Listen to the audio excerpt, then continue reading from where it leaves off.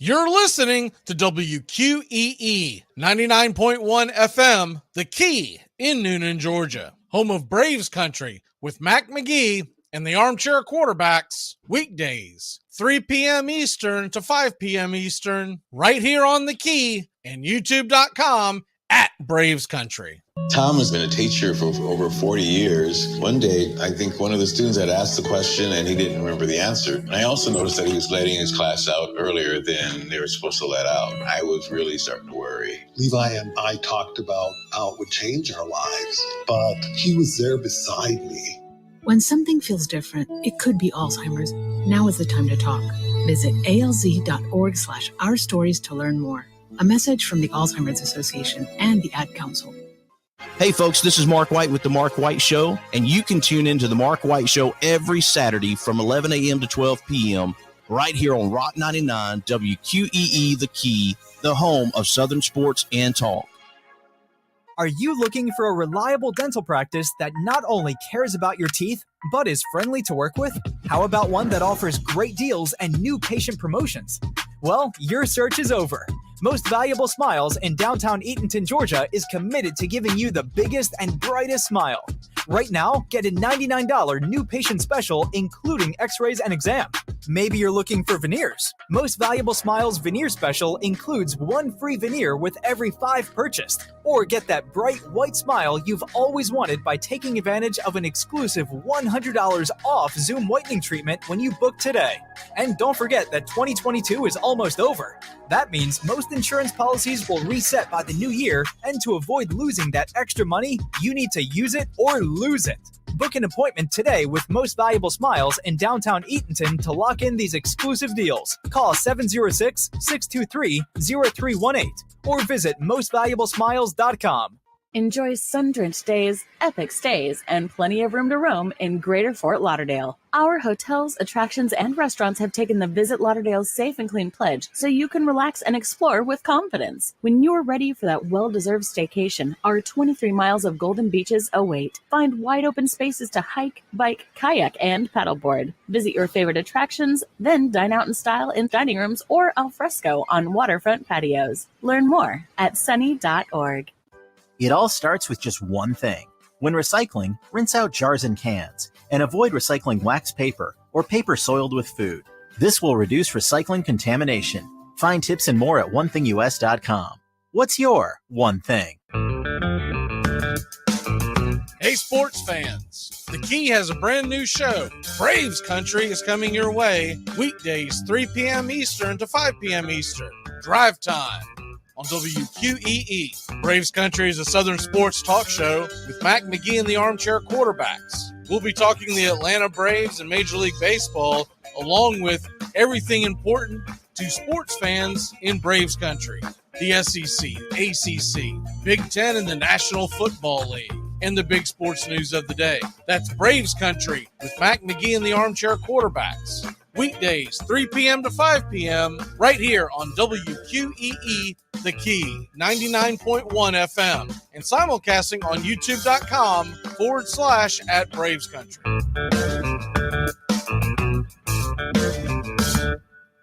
At Shell, we know from the time you get up to the time you wrap up, good night, there's a lot of meetups, eat-ups, and hurry-ups. So come to Shell and get 3 things done at once. Fill up with Shell V-Power Nitro Plus to help keep your engine running like new. Save up with the Fuel Rewards program and never pay full price for gas again. And snack up with in-store rewards to save even more at the pump.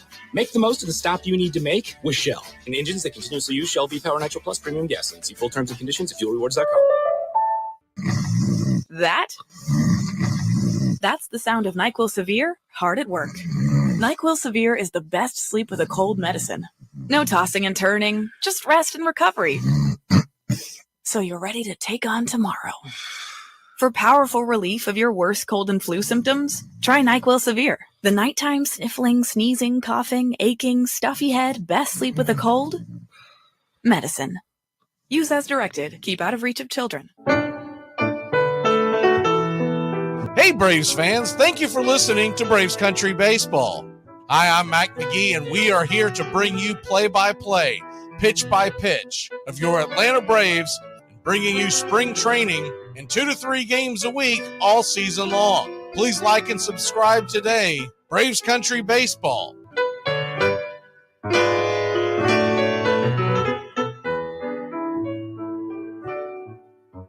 Winter is the perfect time to start planning for your healthy, pest-free spring lawn with True Green, America's #1 lawn care company. True Green's science-based approach and local expertise will help give your lawn the year-round care it needs to be thick and weed-free. Go to truegreen.com. Just call 866-946-5956 or go to truegreen.com today and get a lawn to be proud of. Hey, sports fans, it's Rod Peterson here, host of The Rod Peterson Show, inviting you to join us daily for 2 hours of Atlanta's funnest sports talk right here on WQEE. I say fun because it is. You've never heard a show like it because we make the listeners a part of the show every day between noon and 2 p.m. Eastern. You'll hear plenty of the best sports talk, including the latest on the Falcons, the Braves, and more. And who knows, you might even hear you. That's the Rod Peterson Show, daily at noon, right here on WQEE 99.1 FM. It's the best in sports and entertainment, and get locked in and locked down with Rhino Radio Penitentiary, 7 a.m. to 10 a.m. with your host, me, Ryan O'Neill, each and every morning, right here with the best in sports and entertainment, all the way from professional sports to college sports to River Dragons hockey and everything in between, including some of the very best local and national guests. It's the Rhino Radio Penitentiary, 7 a.m. to 10 a.m. Monday through Fridays, right here on 99.1 FM WQEE.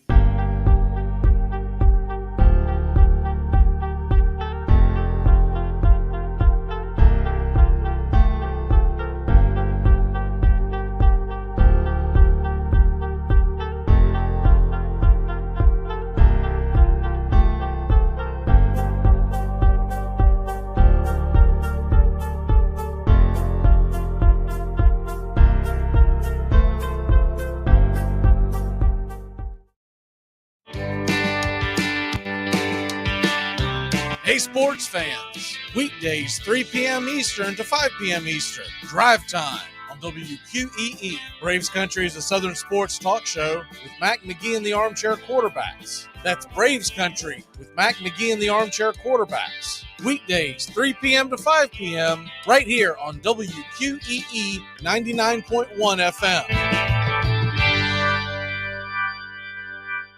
You're listening to WQEE 99.1 FM, The Key in Noonan, Georgia. Armchair. You're listening to the Armchair Quarterbacks Sports Radio, #1 sports station. Good afternoon, and this is your Armchair Quarterbacks Sports Flash. Mel Kiper Jr. has his new mock draft out, and it goes as following for the top 10. Jalen Carter, defensive tackle, University of Georgia, heading to the Chicago Bears. Houston Texans draft C.J. Stroud from Ohio State. Arizona Cardinals, Will Anderson, defensive edge rusher from Bama. Also from Bama, Bryce Young, number 4 overall, to the Indianapolis Colts. Seattle Seahawks grab Will Levis out of Kentucky, the third quarterback off the board. Tyree Wilson, defensive end from Texas Tech, heading to the Lions. Raiders grab offensive tackle Peter Skoronski from Northwestern, and the Atlanta Falcons grab edge rusher Miles Murphy from the Clemson Tigers. The fourth quarterback off the board heads to the Panthers with Anthony Richardson from the Florida Gators. Number 10 overall, the Philadelphia Eagles grab Kalajay Cansey, nose tackle, out of Pitt. Scott Rowland is heading to the National Baseball Hall of Fame. Baseball Writers Association of America announced the results on Tuesday night.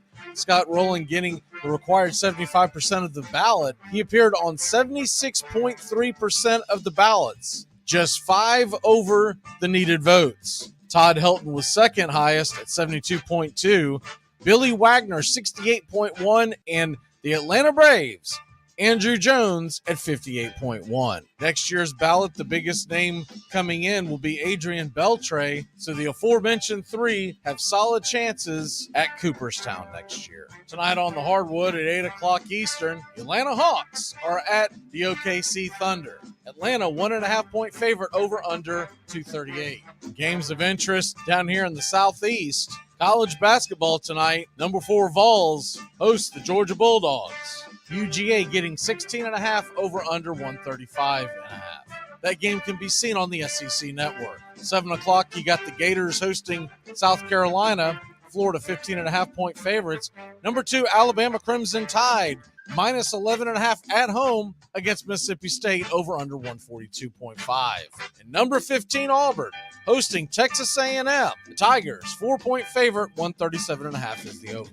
And that's your Armchair Quarterback Sports Flash. Stay tuned for Braves Country right here on WQEE 99.1 FM, The Key in Noonan, Georgia, simulcasting on youtube.com at Braves Country.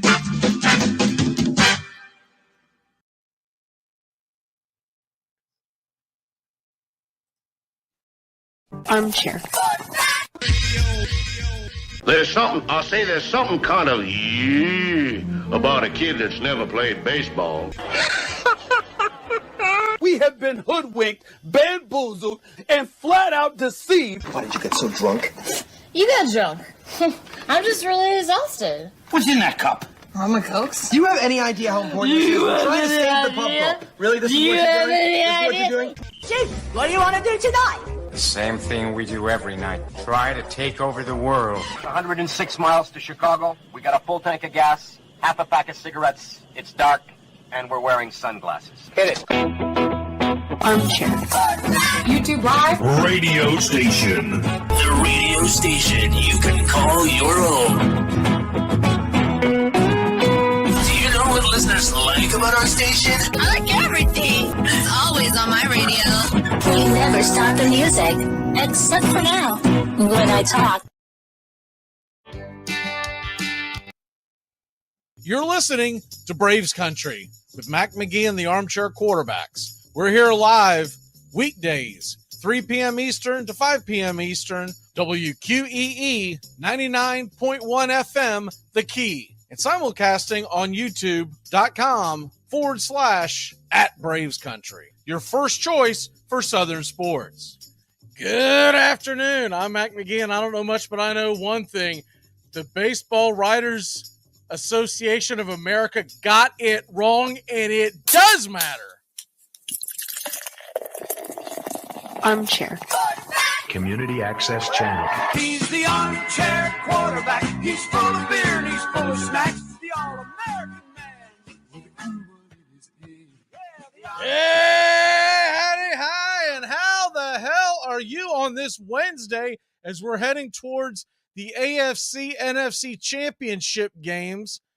The Baseball Writers Association announced their Hall of Fame results, and if you did miss that, what an embarrassment this has become. First they let, and I mean let, Harold Baines in a few years ago, who, for lack of a better term for Baines, he was a really good player that played a really long time, so he accumulated some decent stats, but he was not an all-time great. He doesn't belong in the Hall of Fame.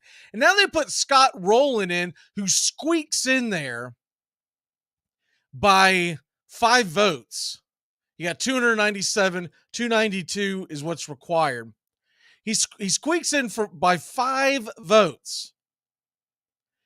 And it really came down to a lot of these baseball writers like patting themselves on the back about looking at different metrics, and because that's why we're going to put him in. But if you watched the game, if you watched Major League Baseball over the years, Scott Rowland was a really good player. He wasn't Hall of Fame. He was not Hall of Fame. You could make an argument for Todd Helton before Scott Rowland, but their metrics, they want to slice and dice because he played in Coors Field. You could make an argument for Andrew Jones, who was the cream of the crop for over 10 years at his position. And you could make an argument for Jeff Kent, who is now no longer on the ballot. And he'll get in, but it's ridiculous. So first things first, let's hit the why. Okay? Why do we care about this? And I found this interesting this morning on CBS Sports Network. Here was Gio, and look, Well, I'm going to play the clip first, and then I'm going to let you in on why he said what he said. You know what really grinds my gears? You. I don't understand it. Now, I know nothing that we really talk about here in sports matters all that much. There are some social issues that matter. And, our teams, we love our teams and we want to see them win. And in the grand scheme of things, it's entertainment and it's fun. But there's also things about team sports and with your family and watching these games and tradition and things like that and watching players and business and contract and stuff that matters a little bit more. The Hall of Fame induction stuff and who makes the Hall of Fame to me means absolutely nothing. And to see people freak out about who gets in or who doesn't get in is the biggest waste of time. So I beg you not to care about this. This is not baseball immortality. Wrong.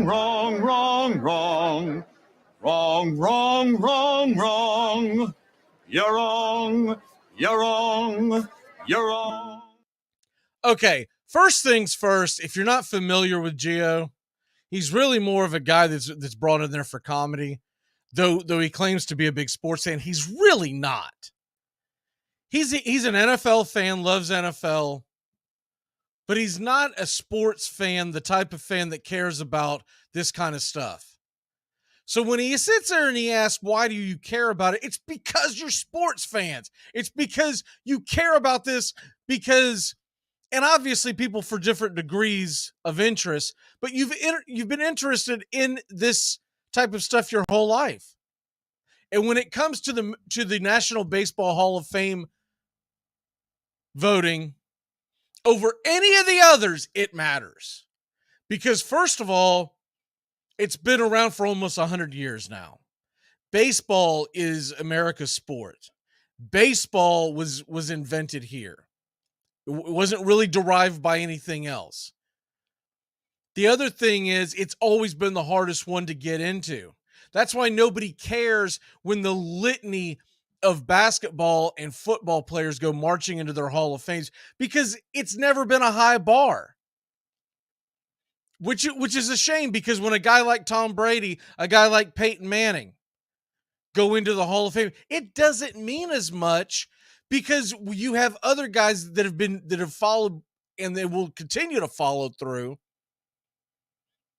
that are not considered the best of the best. But baseball, for the longest time, you were considered the greatest of the greatest, and it's the hardest to get in. You got to get 75% of the votes. And you cannot tell me that Scott Rowland was the best of the best, because most baseball fans riding around out there right now, when you say Scott Rowland, before the conversation happened the last couple of days, most people would have to sit there and think about it and look up the statistics, and that tells you all you need to know about whether or not the guy should be in the Hall of Fame. I'm not saying he wasn't a good player. He's a very good player. But there's a difference between Major League Baseball Hall of Fame and I'm going to go ahead and share the results on the screen. Major League Baseball Hall of Fame National Baseball Hall of Fame, and the Hall of Fame for basketball and the Hall of Fame for the National Football League and college football. We've talked about this over the last week or so, how college football Hall of Fame is getting increasingly easy to get in. See, so no, we don't get bent out of shape about that, because it doesn't matter. Because when you have an induction class of 20 people going into a Hall of Fame year after year after year, it really does water it down. But that's what baseball fans believe in a lot, is the fact that they shouldn't water it down. Now, when you look at Scott Rowland and you look at what he's done, and you compare it to, and I thought this was a great comparison, Jeff Kent. Now, this was talked about by the Mad Dog today, and I grabbed the clip, and I'll play it here in 1 second. But I just want to preface it with saying Jeff Kent was an overall better hitter than Scott Rowland. Jeff Kent played a position where offense was at a premium at that time at second base. And it was never, we talked about this yesterday, it was never a situation that Jeff Kent was looked upon as a defensive liability. He was top 10 in the league every year in defensive metrics. But they spin it that way, and they're trying to say, well, Scott Rowland was such a great defender. Okay, then why isn't Omar's Vizquel getting more than 19.5% of the vote? So you can't have it both ways. You're either saying that he belongs in, and here comes Vizquel, or you're saying the defense doesn't matter, and here was a great point made by Mad Dog. I'll go ahead and play it. How many balls a week do you think that will hit the third base that Rowland made a play on that no other third baseman in the sport could have gotten out with? How many a week? Remember, there's a lot of games at third base you don't get a ball hits you the whole day. So you got to keep that in mind. You might go through a whole game and don't get any plays directly defensively. So then you got to basically say, okay, if you don't, it might be a day or two you don't get balls hit to you. Then you got to add into the component. Well, okay, if that's the case, then how many of those balls as he does get hit to him that he makes a great play on? If I said 3, that's a lot. And if you think I'm wrong, just go watch. If I said 3 a week, that's a lot. But I'm going to give you 3. There are 3 plays a week that, say, a great third baseman can make a play on that an average third baseman can't. How many at-bats do you get a week? Let's say you play 6 games. That's 30 at-bats. So you get 30 at-bats a week compared to 3 balls a week. What's more important? Do you get 30 at-bats where you can break open a game and ain't one of those 30, or the 3 balls that you get hit to you? I don't understand. Okay, so that was Mad Dog talking about it, and I thought he made a great point. Because a defensive third baseman, though, is valued on an overall season when you're talking about putting a guy in the Hall of Fame. I mean, what are we talking about here? How many hard hit balls in a given day? And there are games where a third baseman's relatively bored over there. But when you look at how many at bats, and not to mention, one of the things that no one ever brings up about this, by the way, is that during Barry Bonds' home run chase and look, we all get that there were steroids involved, et cetera, but all the home runs that he hit, one of the reasons why you had to pitch to Bonds from time to time is because Jeff Kent was standing right behind him in the lineup, and you didn't want to face him. So he wasn't just some. How many times in the history of baseball can you think of a second baseman being in the cleanup position, number 1, and number 2, at the time was the guy that hit right behind at that time before all the steroid controversy hit. At that time, he was looked upon as the best hitter in baseball, and they were okay with putting Jeff Kent behind him. How is this guy not getting more respect? I'll never understand it. We're glad to see Fred McGriff get in. I'm not mad about Rowland. I do get mad when I hear people say that, hey, it doesn't matter, because it does matter. If it doesn't matter, then why are you doing this? Why are you paying attention to it? Why are you doing sports? So, and to preface that also, I watch that show pretty regularly in the morning. I'm going to tell you right now, when it hits baseball season, they are lost as far as who certain players are. But then the other thing is, I remember last year when the Phillies and Astros went into the World Series, the moment, and the guy's a Mets fan, the moment the Mets got knocked out, he said he wasn't watching anymore, that he was done. Like, that right there tells you he's not a baseball fan. So of course this doesn't matter to you.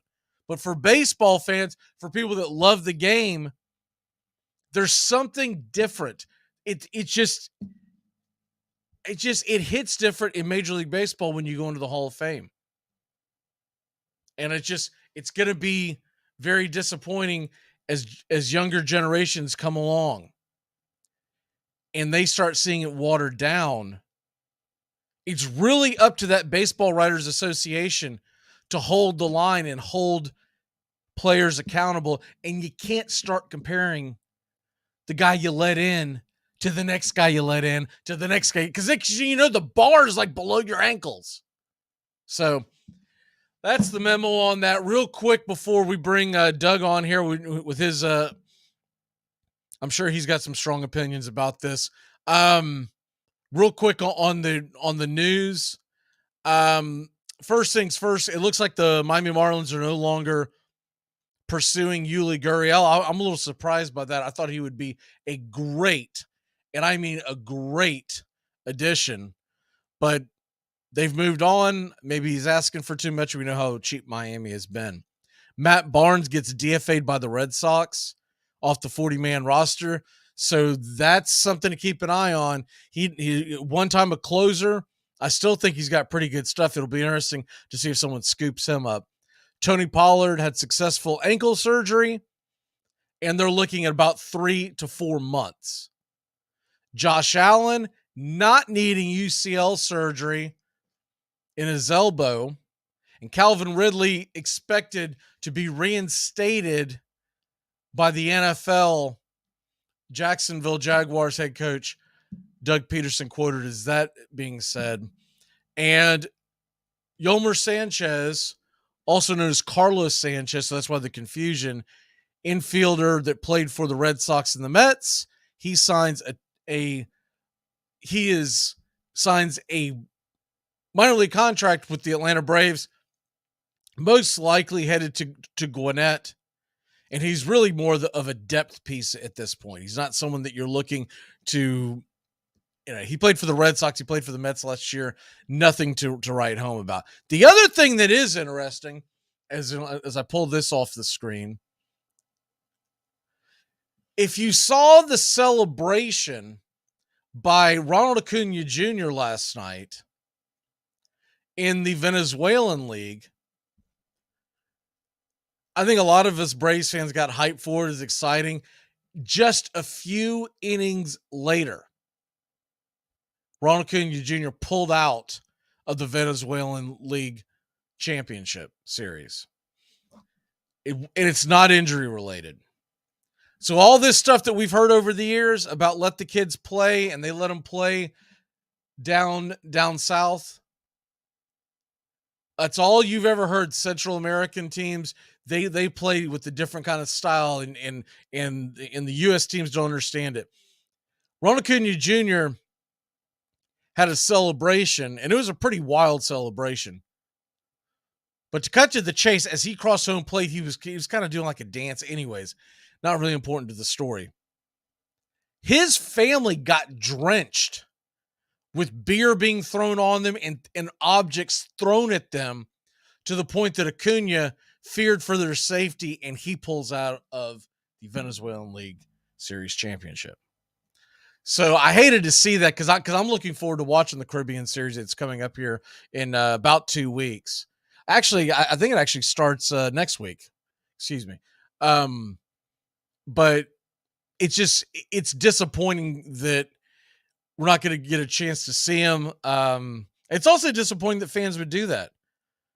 I mean, what does his family have to do with the fact that he's celebrating?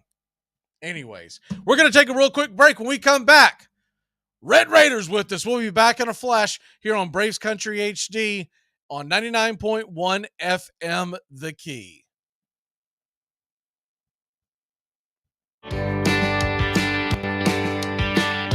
Hey, sports fans. Weekdays, 3 p.m. Eastern to 5 p.m. Eastern. Drive Time on WQEE. Braves Country is a Southern sports talk show with Mac McGee and the Armchair Quarterbacks. That's Braves Country with Mac McGee and the Armchair Quarterbacks. Weekdays, 3 p.m. to 5 p.m. right here on WQEE 99.1 FM. I'm just there till my divorce is final. Now, who is coconuts enough to divorce you? Oh, we gotta go. But we'll see you around. Well, we'll have to have you over sometime. I'd love it. All right. Bye. Bye. She's awesome. No, we are never having her over. Heard she already slept with 2 dads from the school. What? Mm-hmm. That's horrible. Whenever I bring home Entenmann's Little Bites muffins. Little Bites? That's right, sweetie. Can you just give Mommy a minute? I love Little Bites. I know you do, but we're doing a commercial right now, okay? Got it. As I was saying, whenever I bring home you know what, you know who gets pretty excited. And so do I. Little Bites muffins are made with real ingredients, no high fructose corn syrup, and are baked moist and delicious. I love Little Bites. Here you go. Yes. Entenmann's Little Bites muffins. The perfect portion of happiness. Hey, sports fans, it's Rod Peterson here, host of The Rod Peterson Show, inviting you to join us daily for 2 hours of Atlanta's funnest sports talk right here on WQEE. I say fun because it is. You've never heard a show like it because we make the listeners a part of the show every day between noon and 2 p.m. Eastern. You'll hear plenty of the best sports talk, including the latest on the Falcons, the Braves, and more. And who knows, you might even hear you. That's the Rod Peterson Show, daily at noon, right here on WQEE 99.1 FM. Do you want to lose 18 pounds fast and improve your health? Now you can lose up to 18 pounds in your first 2 months with Nutrisystem. Get delicious breakfasts, lunches, dinners, even snacks and shakes delivered safely to your door. All delivered for free. It's easy to follow, and you'll see results in your first week. You'll get your favorite foods made healthier and perfectly balanced to put your body in fat-burning mode. Millions of people have lost weight with Nutrisystem, and you can too. Lose up to 18 pounds in your first 2 months. Texting privacy policy and terms and conditions posted at textplan.us. Texting enrolls for recurring automated text marketing messages. Message and data rates may apply. Reply stop to opt out. Take the scenic route in the new Hyundai Santa Fe, the family SUV with available H-Track all-wheel drive to help you travel way off the beaten path. Find new adventures together in Hyundai Santa Fe. You're listening to WQEE 99.1 FM, The Key in Noonan, Georgia.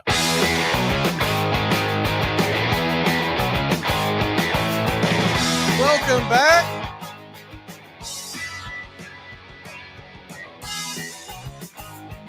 Red Raider, how are you, sir? You gotta unmute yourself. Doing well, thank you. Muted or unmuted? Well, I know to mute you so we don't get the smoker's cough in here. So during the break. So yeah. How are you, sir? Doing good. Doing good. Good to be here. Are you ready for fantasy baseball? Yes, sir. Yes, sir, I am. How many mock drafts have you done already? I'm up to 5 already. I'm in a live draft right now. It's one of those long clock drafts. Man, I was on such the fence. Let's see if I can pull this up real quick and we can actually see it. I was on the fence of who to take. So I had the number 8 pick, and it's a 12-team draft. Mm-hmm. And man, there were so many guys there, and I really hated taking a Philly, but I felt like Trey Turner fell a little further than he should, so I went ahead and grabbed him. Now there were guys out there. There were guys still out there that I could have had, like, Jose Ramirez, I think, was the one ranked above him. Mm-hmm. Would you grab Turner at that rate? Oh, well, it's like you said. I think I would have taken Ramirez, but that's like a tiebreaker. That's like a 1 and 1A between him and Trey Turner if they're both there. You could have gone either way, and in my opinion, you would have been right. But I would have taken Ramirez. All right, so I'm gonna go ahead and pull it up now, so I see that it is actually going here. So here we go. Let me share this on the screen. So evidently I've got the next pick. So here we go. Actually, I'm on the draft board. So here we go. Oh, okay. So this is what I'm looking at. So I've got Trey Turner, and I don't pick again until, heck, it'll be another 20 picks easily. Mm-hmm. And I think you know where I'm going. This is Homer pick. If there's ever been a Homer pick. I got to do it, because if I'm going to get stuck, with having a Philly on my team. I got to even that out. So I went ahead and took, but just looking at it real quick, just to go over what's going on so far. If people are thinking about doing drafts off the board. Now this is a 12-man draft. So it went Judge, Julio Rodriguez, Acuna. That's who I wanted, but I was like, man, I'm drafting 8th. Especially after he hit the home run last night. This draft began last night. I was like, there's no way he's going to fall to me now. And then after Soto, it went Yordan Alvarez. That was another one that I had circled.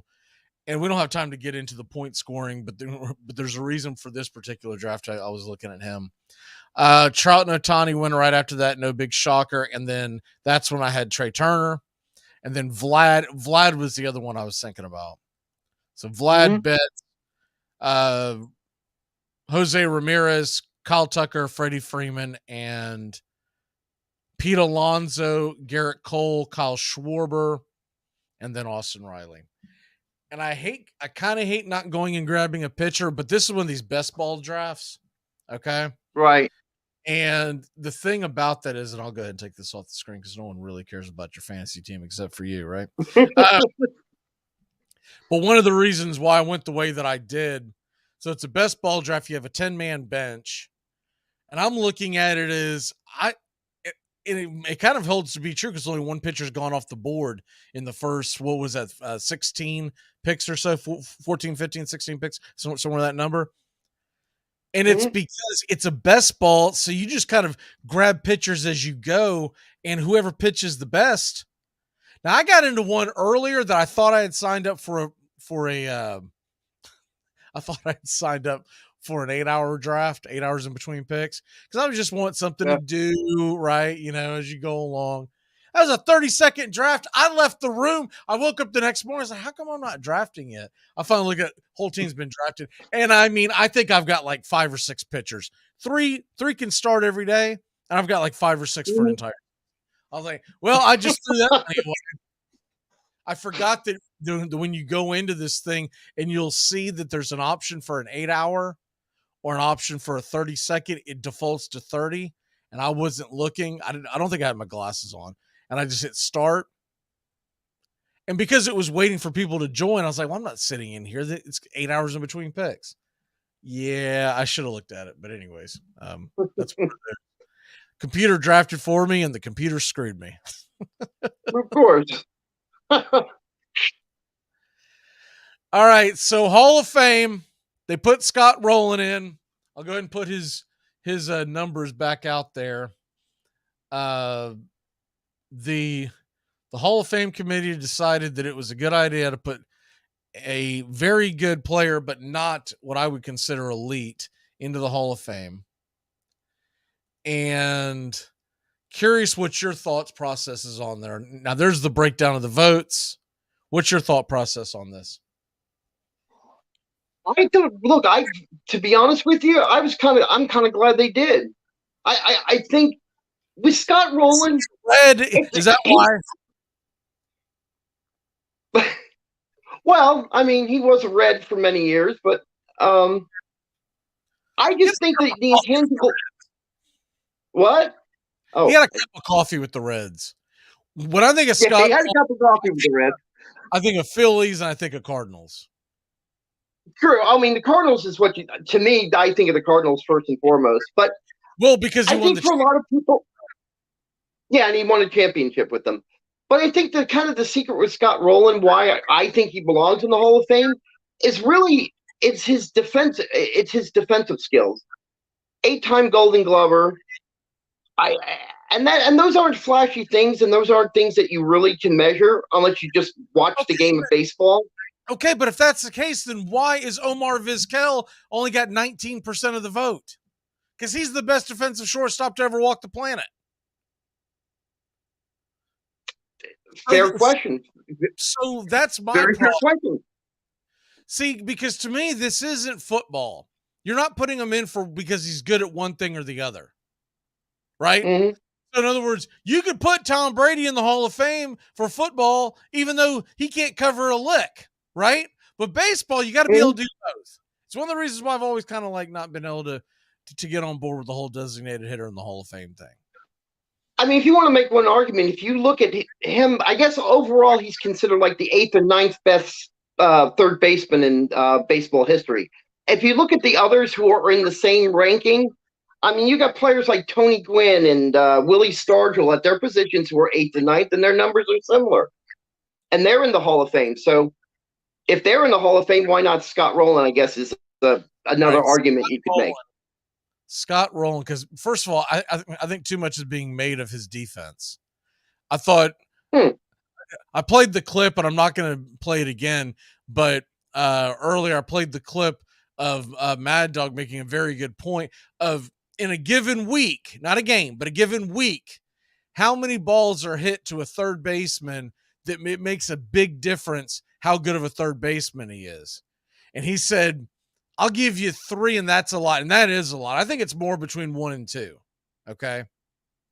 But then you got a guy like Jeff Kent who has 60 more home runs, 225 more RBIs. Let me see if I can pull this up. Once again, I'm not going to put it on the screen again, but their OPS, Kent and exactly the same in the OPS. They're both 855. Their OPS plus that a lot of these stat nerds like to throw at, and basically it means where you played. Kent 123, Scott Rowland 122. This is career. Right. You can't even say Rowland was a much better base runner because Kent had 94 stolen bases. Rowland had 118. And when you break that down over a 17-year career, we're talking about a little over one stolen base a year. And runs scored, very true. Jeff Kent has over 100 more runs scored. So, like, the whole thing is just dumbfounding to me. They both played the same amount of years, by the way. Both played 17 seasons. Scott Rowland fought a lot of injuries, which is another reason why I cannot put him in the Hall of Fame, because he never did it consistently. He had like a 5 or 6 year span. Well, I will admit, for 5 or 6 years, he was really darn good. But he wasn't Chipper Jones. And that's kind of where I'm at when it comes to the Hall of Fame. They've got to be elite. But yet they leave Kent out. They leave Todd Helton out. By the way, his OPS plus, everyone wants to talk about what he played at Coors Field. His OPS plus, by the way, he just happened to play 17 seasons as well, is 11 points higher than Scott Rowland. His OPS, Todd Helton, is 100 points higher. He's 953. That's upper echelon. And then when you talk about the RBIs, he's about 125 more RBIs than Rowland. He had 53 more home runs. So my point is, if they've lowered the bar, why did they only lower it for Rowland? And I think it's because these writers have gotten in the weeds with the nerd stats, and they want to show off, well, because of this one defensive metric, we're going to put him in. Right. We're going to put him in over this one defensive metric, but we're going to forget about everything else. And well, I guess that's why I was just going to say that, with Helton and with Jeff Kent, I think is a real big mistake. He should have been in a long time ago. I mean, this is his last go around. Why do you think this is his last go around? He's done until the 5 year. In 5 years, he'll go on one of their 27 committees that they've created. I know. And the committee to make sure there's a committee to vote for a committee. Yeah. Why do you think Jeff Kent's being held out? Because the only thing I can think of is they're wrong about his defense. I went and looked back to his stats this offseason because I was really curious. He was top 10 in every major defensive category that they now have laid out that they didn't used to vote on. He was top 10 almost his entire career. Only at the very end, which most of these guys fall off at the very end, right? Right. So is it because he was Bonds' teammate? And why does that matter? That's like a twitchy thing with them. I can't really explain that at all. That may be the reason, which I don't understand it. And it's like I said, I've never understood why Kent didn't go 3 years ago, 3 times ago anyway. But I'm wondering if it is guilt by association. And you cannot sit there and tell people that he didn't make an impact on the game because, like I mentioned earlier, Barry Bonds hit in front of him for several years. Barry Bonds at that point, correct me if I'm wrong, was considered the best hitter in baseball, right? Right. You're just putting chopped liver behind Barry Bonds because you want them to have to throw to him. Mm-hmm.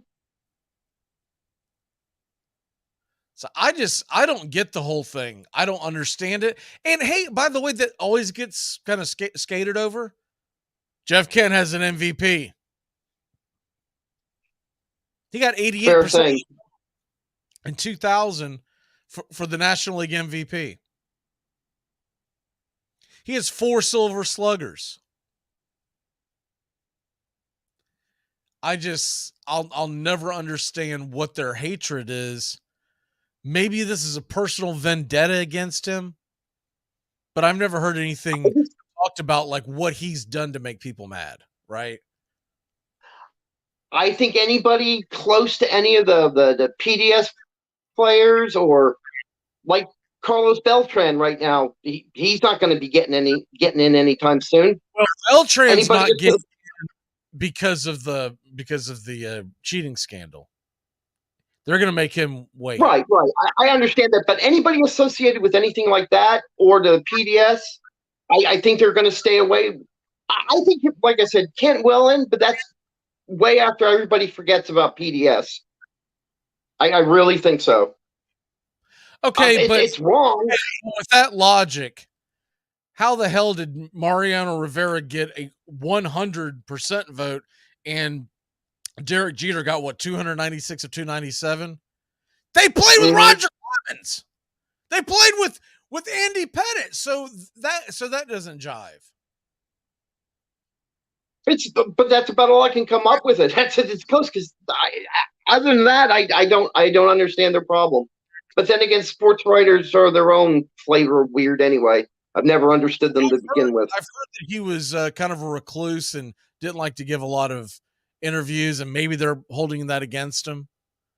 And that he might have been abrasive. That's not what this vote is about. It's about who's the great. And just because Scott Rowland was a nice guy, we're not putting him in. Jimmy Rollins is a great guy.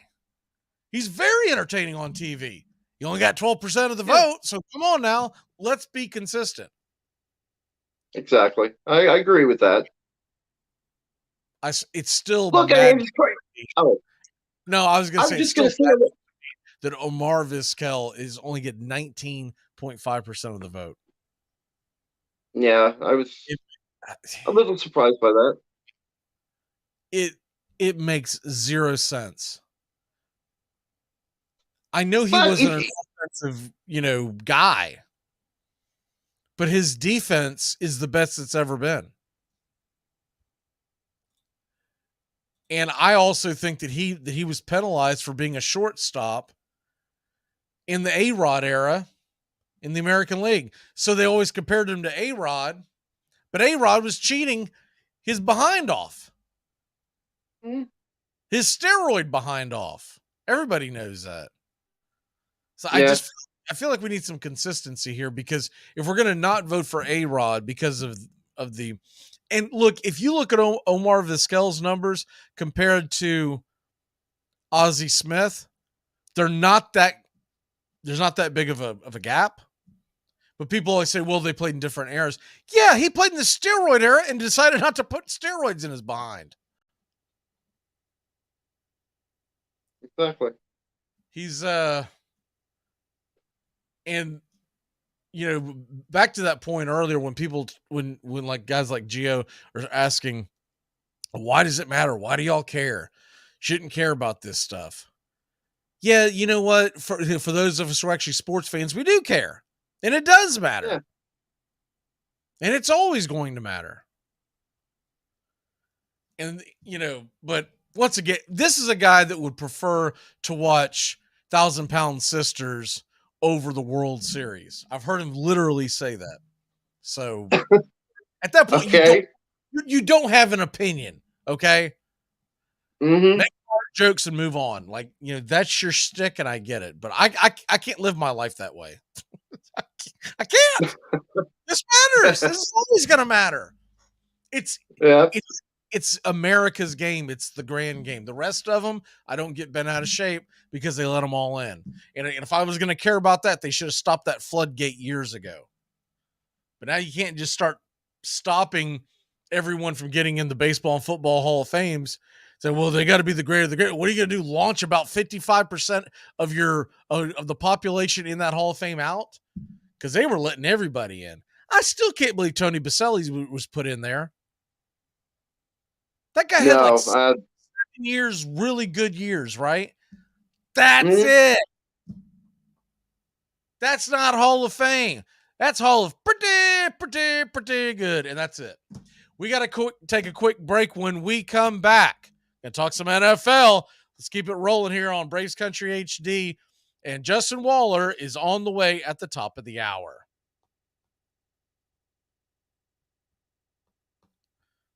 Are you listening to yourself? I always listen to myself. It's one of the great joys of my life.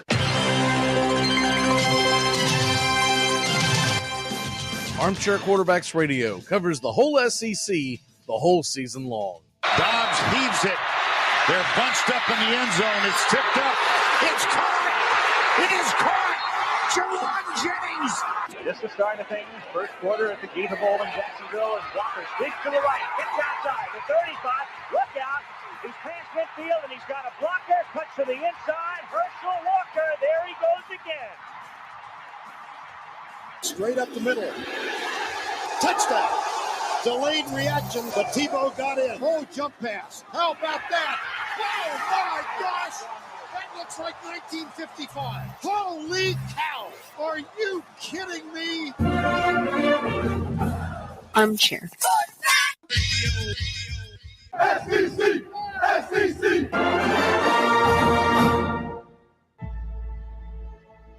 What does it take to break you? What does it take to break your focus because you get frustrated about what happened on the last play? What does it take to make you give in because it's hot outside, or you're tired, or you don't feel like running to the ball or giving effort or finishing the play like you should because of how you feel, whether you're a little bit hurt? What does it take to break you? It's going to be difficult because you're getting yourself ready to play an entire season at a high level. So everybody here has got to have a lot of mental toughness to be able to sustain what we do at a high level. You're listening to WQEE 99.1 FM, The Key in Noonan, Georgia, home of Braves Country with Mac McGee and the Armchair Quarterbacks, weekdays, 3 p.m. Eastern to 5 p.m. Eastern, right here on The Key and YouTube.com at Braves Country. Welcome back. McGee and Doug take you to the top of the hour. Well, Justin will join in, and we'll his time slot has changed around if y'all haven't picked up on it. That's why Doug is here earlier, and we do appreciate Doug moving the schedule around. Justin had some issues being able to fit his way in. So, Doug, you got first of all, real quick on that domestic violence situation with Clevenger. Do you think anything's going to come of this in the very near future? No, it'll be one of those things you're already seeing everybody's tight lip. Oh, we have to check it out further. We're not going to get any impact on that. Probably, I would even venture the All-Star break before that comes to any fruition. Because right now, what I'm seeing being reported is kind of he said, she said. There's really no proof. Sorry, the problem is it happened a while back. Like this isn't happened over the weekend, and she didn't report it. And so I think it's going to be really hard for her to prove it unless there's a smoking gun that we're not aware of. Yeah, if there's some video it happened, or something like that. Outside of something earth-shattering like that, it's just going to be a glorified rumor. Yeah, the allegations or something. It's something to the effect of he threw tobacco at their kid and threw an iPad or something at her or something of that nature. Yeah, he but threw, I don't even know how old chewing tobacco at the kid. Yes, I don't even know how they'll hold the kid is, but you're probably not going to be able to take their word for it because any prosecutor is going to say that she coerced him into it. So I don't know. It was interesting because I open up Twitter and I see him trending and I'm like, why is Clevenger trending? Did he get traded again? What's going on here? Yeah, I thought they refused his contract or whatever, but right, yeah, exactly. I don't see much. Yeah, he's in with the White Sox this year for folks who haven't kept up with it. Of course, he was with Cleveland and then with San Diego. Now he's with the White Sox. I wonder if that's going to have any bearing on what the White Sox may do leading up to the beginning of the season, as far as if they think he's going to miss a significant amount of time, they got to do something about that rotation spot. Yeah, it doesn't seem like they're too worried about it, though. Every action taken by the White Sox are like, oh, we'll just let the process take. But you don't see them taking any action like they're worried about it. That wasn't the sense I got from them, at least from the White Sox organization, anyway. Yeah, well, obviously, we're not going to know much more about it, but I was just curious what your take of that was because when I saw it and I started digging into it, I was like, wait a minute, when did this happen? Because usually when this stuff comes out, it just happened. There's some kind of evidence, et cetera, et cetera. All right, going into the NFL playoffs, we've got Cincinnati, and the line has moved, obviously. Go ahead and pull the lines up real quick. The line has moved, and when you're looking at these lines right here, let me go ahead and pull that up. And what we have is right now, it appears that we're sitting at the 49ers are getting 2.5 at a minus 105, and the Bengals are minus 120 on the money line. Eagles are minus 145 on the money line, and the Chiefs are even on the money line, the home team. Mm-hmm. I do find it interesting that the over-under in that Chiefs-Bengals game has not gone up or has not gone down significantly. I believe it opened up at 47.5. You can see it's sitting there at 47. But San Fran Philly has moved up a full point. That may not sound like a lot, but in the betting world, it really is. And it'll continue to move. It's one of those numbers that one of the sweet spots that they like to hit in the NFL with the numbers when you get around the 45 mark, you usually see it either go over or under. So you either get 45.5, 44.5. And then the next one that usually is the one that's kind of it's 48. And if you just do the play around with the numbers in your head, you can understand why it is that, because very common for games to be like 21-17, that kind of thing, right? I'm sorry, 31-17, excuse me. Right. But focusing on the actual lines themselves, I don't think San Francisco Eagles will move much until maybe Sunday morning. Because when you're sitting at that 2.5, which you typically get out of these bettors It's what they call the sweet spot. And if they see it jump up to 3, it's there for like an eyelash, a wink of an eye, and then someone jumps on it. If they really want you to take it, they're going to move it up to 3.5, 4. Same thing with the Bengals and Chiefs. You'll either see it teetering around the -1 or the pick'em line. If it were now look, I grabbed it when Cincinnati I grabbed one line when they were getting 2.5 at the very beginning Sunday night. I couldn't believe it. I couldn't press go fast enough. And then I got them again the next morning when I noticed that it was still +1 and it was I think at the time -105 on the money line that I jumped on. Now, obviously, I'll do a number of not just parlays, but I love teasers. If you follow the show, you know I love teasers. But oh yeah, what is the line that's most intriguing to you of all the lines out there this weekend? The one with the Bengals Chiefs one is, because one interesting thing that I was checking out with those lines was, I don't know if a lot of people were aware, but just recently, I mean, within the last few weeks, I think betting became legal in Ohio, and a lot of money moved on that. I believe you call it a teaser. That initial minus, I think initially Kansas City had a -4 line on the very first day, and that's when a lot of money moved, and you saw it. You see it move down, and that was one reason I was intrigued, because it went from the Chiefs being favored at -4, and it completely shifted. Then you see by yesterday it was Cincinnati was favored by -2, because I think a lot of money shifted out of Ohio on that, and I was very, very curious about that line and how it shifted again.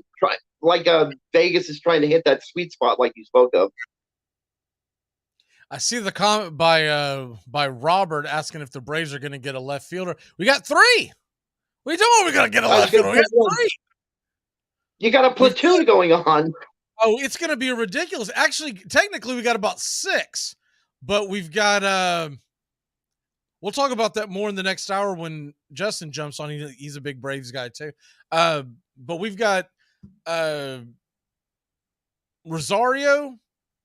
We've got Ozuna, and then we just signed Kevin Pillar. And I think Pillar is still good enough to make the team. So now they may not hold him because of money if they don't think it's worth keeping him on. But, I mean, I would like to see them keep Pillar, because I'd like to see a situation where you got an extra good bat sitting there on the bench that could catch fire, or B, could just give some guys some days off. Because Acuna and Harris are not going to play 162 games. So you got to have some depth. Back to the football. So of all those lines, you're saying which one would you jump on right now today of the lines that we see? Actually, right now, thinking money-wise, I would probably jump on that Eagles 49ers one right now. So are you taking the Eagles -2.5? Yeah, right now I am. Wow. As much as I hate it, but that's a bet I would make. I'll tell you a wild bet that's going on right now that I saw, and I'm trying to find it on one of the sites I use, but they were talking about coming out of Vegas. So the odds to win the Super Bowl MVP. And your usual suspects are sitting there up at the top, 3-1, 4-1, 5-1. It really comes down to who they think is going to win this weekend. So Jalen Hurts has the best odds. I think it's moved to where Burrow and Mahomes are now neck and neck. Now, originally Mahomes was number 1 because everyone thought it was a foregone conclusion that the Chiefs were going to go to the Super Bowl.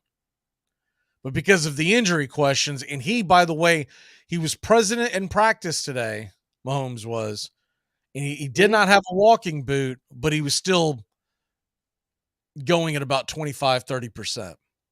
But of all the ones that I thought was the best, check this out, Doug. if they can get to the Super Bowl and they were to win the Super Bowl, and now we're just talking about 4 teams, Christian McCaffrey is 15-1. Mm-hmm. I would take that bet because I would think that if the 49ers win the Super Bowl, it's not going to be off of Brock Purdy. It's going to be because Christian McCaffrey goes absolutely bonkers against whoever they play, the Bengals, the Chiefs, whatever. Mm-hmm. And that is, I mean, that's worth throwing $100 on. What are we talking about? Yes, it is. 15-1. See, I'm not taking the other bets because I'll just wait till the Super Bowl hits and then I'll see what's available out there. Because for you to hold on to my money that long, that's not a great payback. No. But give me, I mean, even $10 on there. You throw $10 on there, you win $150 back. So if you find that 15-1, I highly, by the way, that is my pick of the day. I'll go ahead and throw that out there. Okay. And it is in Vegas. I just can't find it on the site that I use because they hold those back sometimes. We got to get out of here. Bringing Justin in here in just a couple of minutes. What is your walk-off for the day, sir? My walk-off today, we were talking baseball earlier, and if you looked at the voting, one player that definitely belongs to be in the Hall of Fame, and I think he'll make it next year, just my opinion, Andrew Jones. Because I think he got, I don't know if this is his third time around or fourth time. I think he got like 66% of the vote, and I'm not worried that he's going to get in next year or the following. Yeah, he's Andrew Jones. This was his 6th, so next year will be his 7th year. Oh, 7th year, okay. 58%. He is trending in the right direction. I want to say he had 41% last year. It was somewhere in that neighborhood. So he is trending up. Yeah. Billy Wagner, another ex-Brave, is trending up. He got 68%, and Helton got 72%. Those were the other two I picked up, yeah. It is a shame that Kent's going to have to wait 5 years. Mm-hmm. I mean, when these jerks do this, do they not realize not everybody lives another 5 years? Right? Yeah, it's true. We're not guaranteeing any of this, so why are you being a jerk? Ugh. Anyone that voted for Roland but didn't put Andrew Jones in, because realistically, we're talking about the same thing, and Andrew Jones has much better offense. Take away their vote. All right, brother, we will see you. I'm assuming that we'll see you on the weekend show, correct? Yep, I'll be here. All right. I'll get with you on the times and everything. We'll be back in a flash when we come back. Justin Waller joins us here on Braves Country HD. We're going to be talking a lot of football, and how about them Braves? We'll be back in a flash. Keep it locked in here on The Key. You're listening to WQEE 99.1 FM, The Key in Noonan, Georgia. Armchair. You're listening to the Armchair Quarterback Sports Radio, #1 sports station. Good afternoon, and this is your Armchair Quarterbacks Sports Flash. Mel Kiper Jr. has his new mock draft out, and it goes as following for the top 10. Jalen Carter, defensive tackle, University of Georgia, heading to the Chicago Bears. Houston Texans draft C.J. Stroud from Ohio State. Arizona Cardinals, Will Anderson, defensive edge rusher from Bama. Also from Bama, Bryce Young, number 4 overall, to the Indianapolis Colts. Seattle Seahawks grab Will Levis out of Kentucky, the 3rd quarterback off the board. Tyree Wilson, defensive end from Texas Tech, heading to the Lions. Raiders grab offensive tackle Peter Skoronski from Northwestern, and the Atlanta Falcons grab edge rusher Miles Murphy from the Clemson Tigers. The 4th quarterback off the board heads to the Panthers with Anthony Richardson from the Florida Gators. Number 10 overall, the Philadelphia Eagles grab Kalajay Cansey, nose tackle, out of Pitt. Scott Rowland is heading to the National Baseball Hall of Fame. Baseball Writers Association of America announced the results on Tuesday night. Scott Rowland getting the required 75% of the ballot. He appeared on 76.3% of the ballots, just 5 over the needed votes. Todd helped Billy Wagner 68.1, and the Atlanta Braves Andrew Jones at 58.1. Next year's ballot, the biggest name coming in will be Adrian Beltre, so the aforementioned three have solid chances at Cooperstown next year. Tonight on the hardwood at 8 o'clock Eastern, the Atlanta Hawks are at the OKC Thunder. Atlanta 1.5 point favorite over under 238. Games of interest down here in the Southeast. College basketball tonight. Number 4 Vols hosts the Georgia Bulldogs. UGA getting 16.5 over under 135.5. That game can be seen on the SEC Network. 7 o'clock, you got the Gators hosting South Carolina. Florida 15.5 point favorites. Number 2 Alabama Crimson Tide minus 11.5 at home against Mississippi State over under 142.5. And number 15 Auburn hosting Texas A&M. The Tigers 4-point favorite, 137.5 is the over.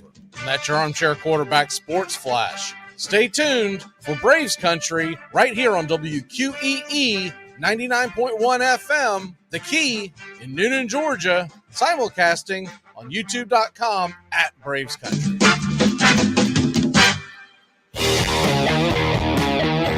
The NFL playoffs are back, and that means the Armchair Quarterbacks Kickoff Show is back. Join Mac McGee and the Armchair Quarterbacks Conference Championship Sunday and Super Bowl Sunday, 1 p.m. Eastern to 3 p.m. Eastern, to get you ready for the biggest games of the year. The Armchair Quarterbacks will be talking the spreads, prop bets, over-unders, stupid underdogs, and the locks. That's the Armchair Quarterbacks Kickoff Show, streaming right here on Braves Country HD and our radio affiliates.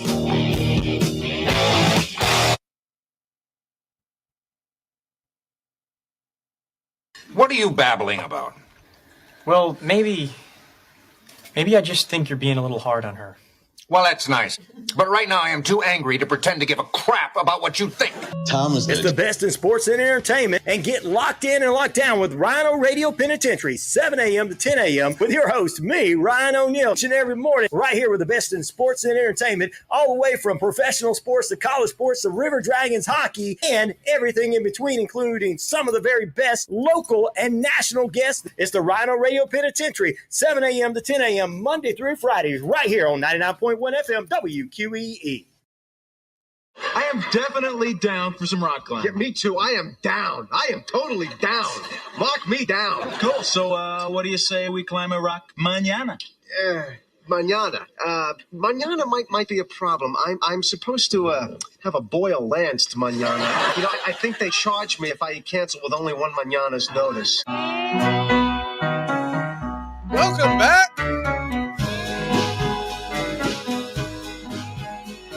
Same show, same time, but this time Justin's time is switched around on us, so we welcome Justin in. I didn't think about it until today, Justin. It's a little different bringing you in when the show's not beginning, because we don't do our typical I don't know much, but I know Wednesday. I was like, we're going to miss that. I'll see if I can get creative and figure out how we can do that in the future. How the hell are you, friend?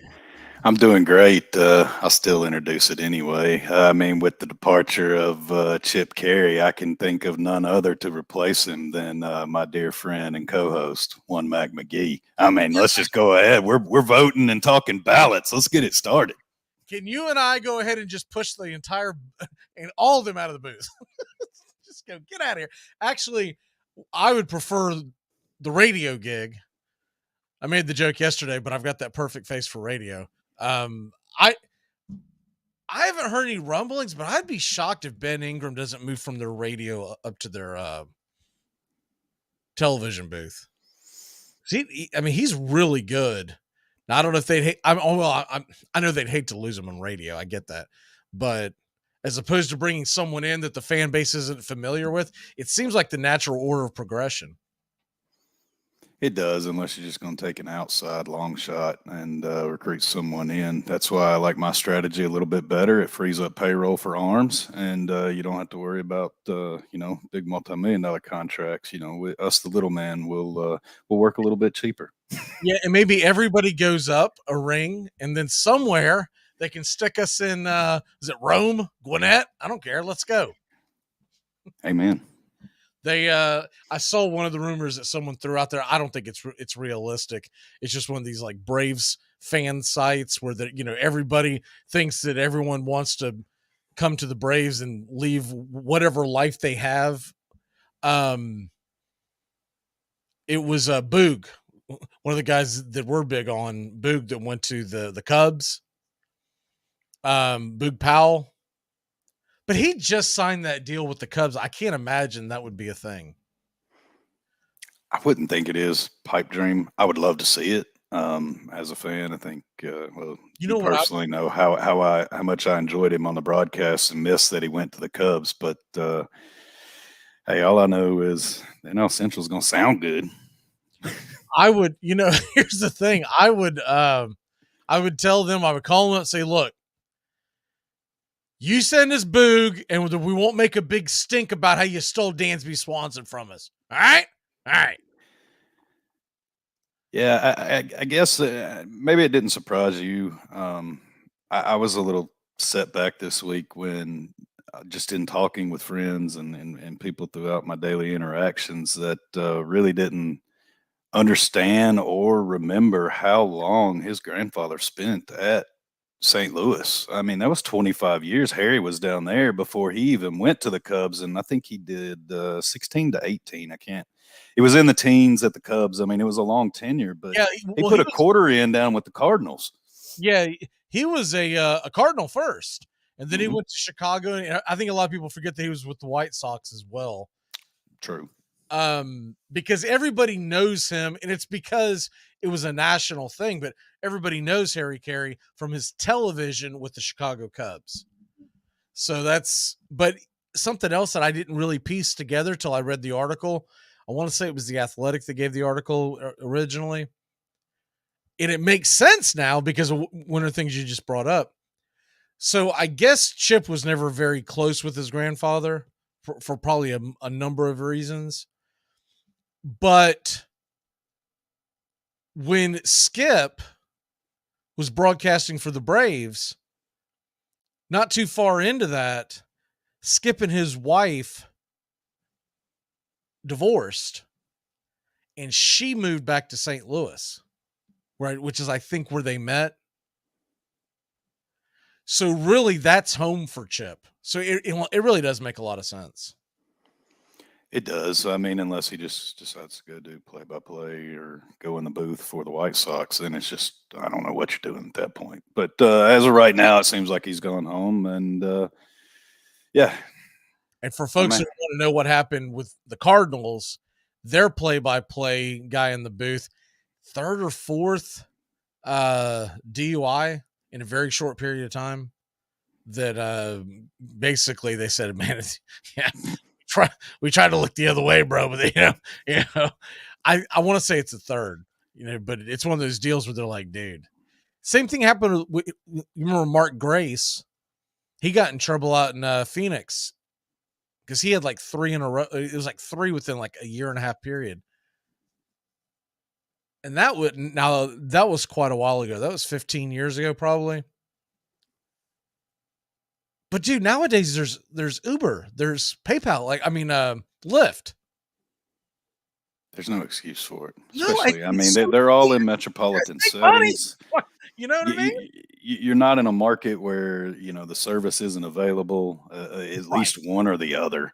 And if you are in that market, you've got enough money to grease the wheels of the guy that pulled you over. Well, they still have these things that a lot of youngsters may not know what their purpose was, but they're called taxis. And they do still exist in some areas. Call one.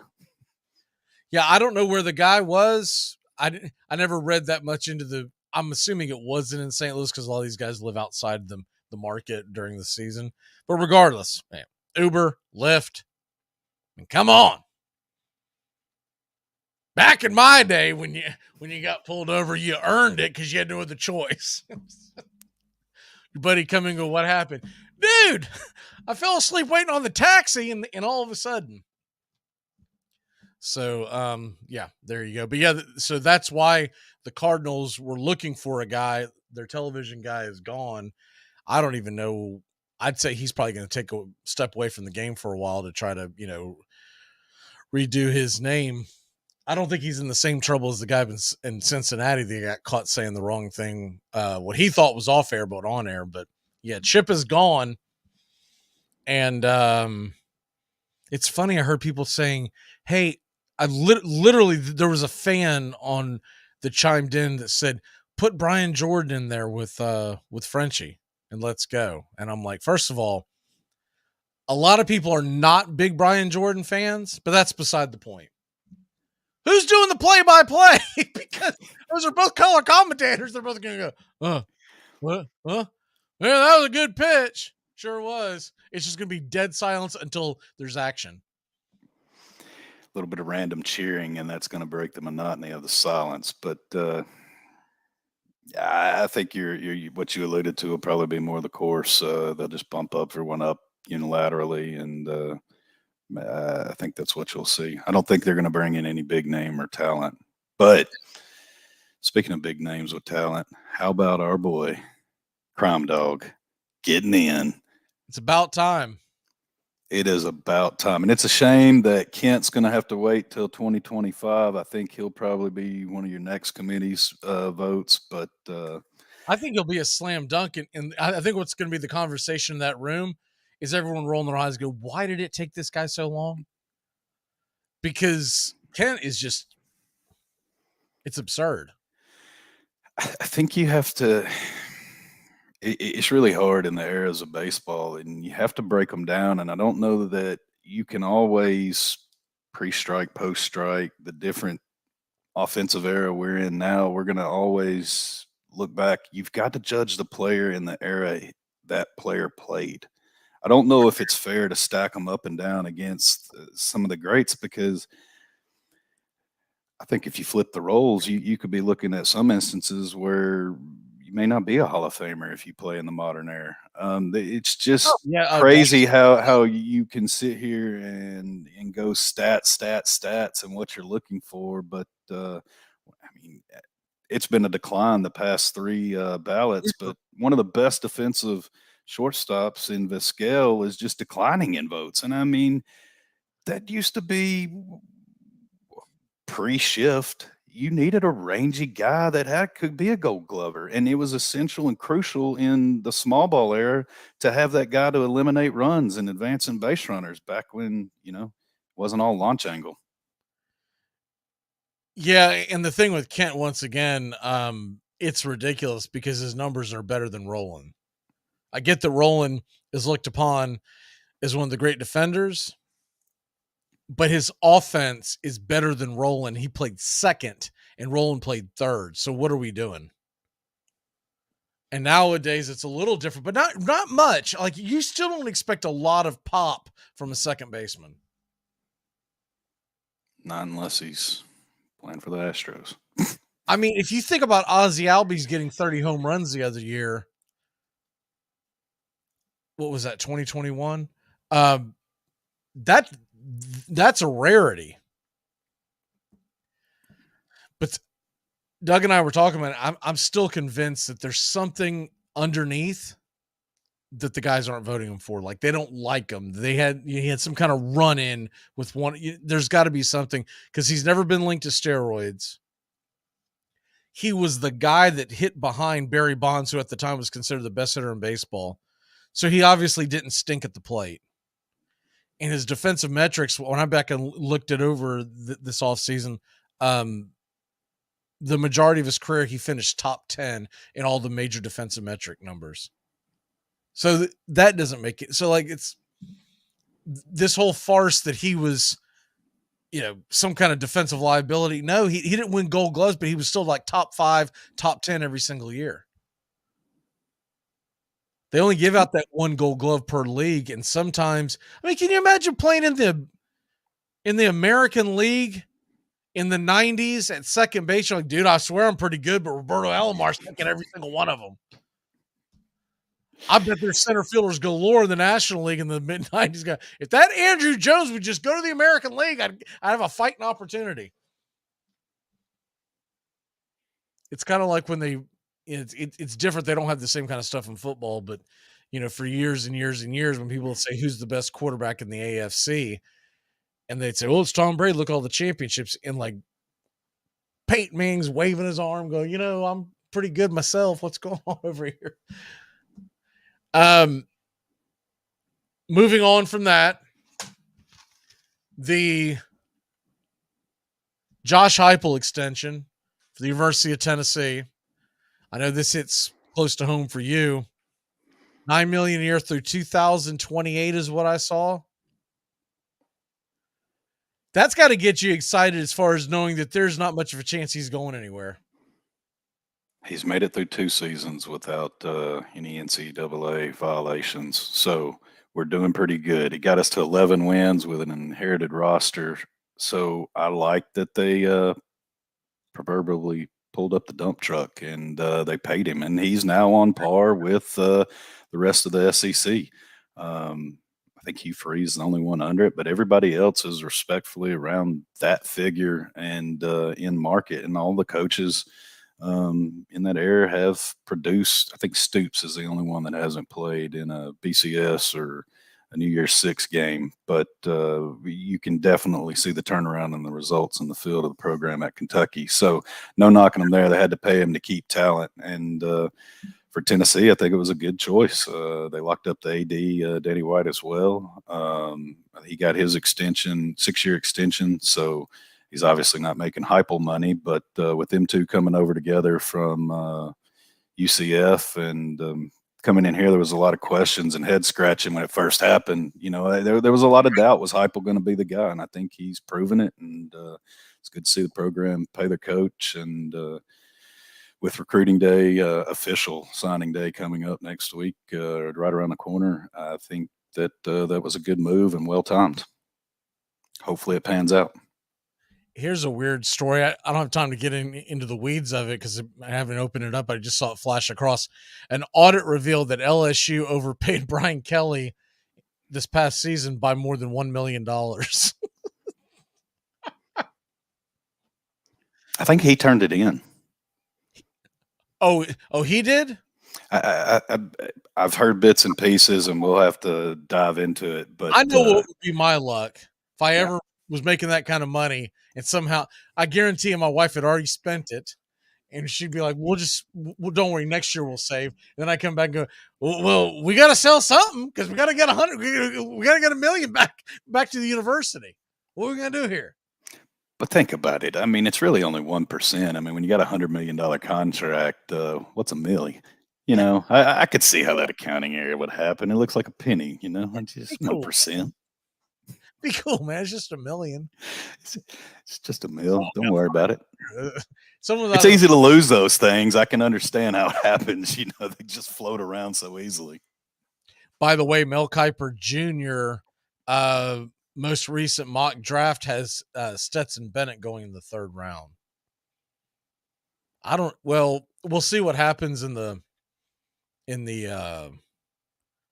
combines. I don't think he goes that high because of his height. He's got decent arm strength, but it's nothing that's going to just absolutely floor you. And just the way they do nowadays, I can tell you right now, Malik Willis did not help Stetson Bennett's opportunity as far as getting drafted higher. There can be teams going, we're gonna wait on these quarterbacks because Purdy's playing for a Super Bowl this weekend. Purdy's in there. Where did he go? Yeah. Malik Willis, who was drafted in the 3rd round, I mean, he couldn't even get off the practice field the last month and a half of the season. And he definitely looked like when he was on the field, he wasn't in control, and just I don't know. There was a lot of second guessing. He wasn't comfortable in his own pocket there. He was always looking to drop and run, and I think even though they're trying to keep him in there and looking for his progressions downfield, he still wanted to revert to it and ran into a lot of sacks. Just ran right into him, or his own lineman that knocked him out. So yeah. Got that problem too. Neither one are good scenarios. I'll tell you. Are you buying any of the rumors and landing spots that anyway LaFleur's crazy enough to absorb some of that Tannehill contract? Well, I keep hearing the rumors, and I'm like, why are you even starting that? Well, let me ask you this: So I don't get all the scuttlebutt down here like you do up in Tennessee. Who are they saying would even want him? I think the scenarios floating around on the hypotheticals of the absorbing, I guess, the $60 million owed to it would be Aaron Rodgers due this year, if I'm correct. I think that's how it structured out of 58. It's pretty close to 60. Brian Kelly loses millions, so don't hold me accountable for those two if I'm off. Who's going to absorb? Would they, if they fully take on that and bring him in, will they, is that something you can swap out and get out from under you need a scenario like that to get out from your Tannehill contract, somewhere where, Because his leveraging dead the back. cap is what, 14 and a half, something like that. Mm-hmm. And he's set to make what, 30? Is it 35? I don't have that number in front of me. But anyways, I'm almost thinking that they may just cut him. But if you do, you've kind of tipped your hand on what you're going to do in the draft, haven't you? I'll put it this way. If you're the Titans and you do that, would you not automatically, before you're doing that, you've got to make some trade to get one of the very top picks so that it's obvious? So in other words, you dropping Tannehill doesn't make everyone else in the division scurry. Because the only team in the AFC South that doesn't need a quarterback is Jacksonville. The rest of the division is garbage behind center. That's a tough one, man, because if you're going to knock Vrabel for one thing, it's that he hasn't had a true quarterback yet, that he's had scrappy teams that are on the verge. They're in the playoffs. There's been some letdowns, but, man, Aaron Rodgers screams the quarterback if you could land him, or someone of that nature that can feed heavily off of a run game like Tennessee's going. I mean, Henry's not going anywhere. All right, I've got an idea for you, but we've got to take a quick break. So when we come back, I've got an idea for you for him and a landing spot, for Aaron Rodgers' landing spot, and then who could come to Nashville. We will be right back here on Braves Country HD and 99.1 FM The Key. Stupid interviews. Hey, you're a member of the Buffalo Bills. How does it feel? Well, it's a blessing. I want to thank God. Going to try to do my best. It's a great organization. And I'll say the last 80 guys said. So, yeah. Hockey season, and that means new merch over at OurDragonsMerch.com. Get the latest designs and some of our fun new souvenirs ahead of what's sure to be a great hockey season. Celebrate another season of River Dragons hockey by getting a new look to wear on game days, or surprise the big-time sports fan in your life with a new keepsake that will make them a River Dragons fan for life. Order online right now at OurDragonsMerch.com. That's the letter R, DragonsMerch.com. We'll see you at the rink. It's the best in sports and entertainment, and get locked in and locked down with Rhino Radio Penitentiary, 7 a.m. to 10 a.m. with your host, me, Ryan O'Neill, each and every morning, right here with the best in sports and entertainment, all the way from professional sports to college sports to River Dragons hockey and everything in between, including some of the very best local and national guests. It's the Rhino Radio Penitentiary, 7 a.m. to 10 a.m. Monday through Fridays, right here on 99.1 FM WQEE.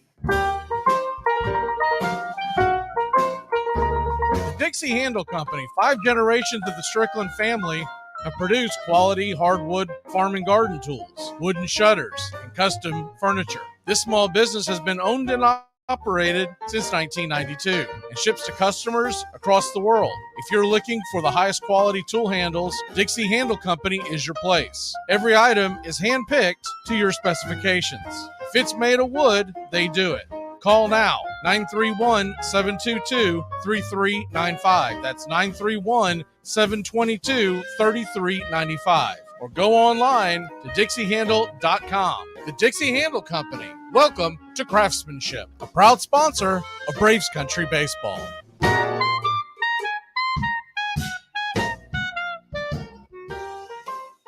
Welcome back to Braves Country. Mac McGee, the Armchair Quarterbacks. Weekdays, 3 to 5 p.m. Drive time on WQEE. Welcome back. So one thing that you see on the screen there, Justin, that I wasn't able to jump on and talk about last segment, the Gators got a commit, and I saw this happen last night, but I didn't see it as put in stone until today. Kentucky offensive tackle Keonta Goodwin is coming from Kentucky down to Gainesville.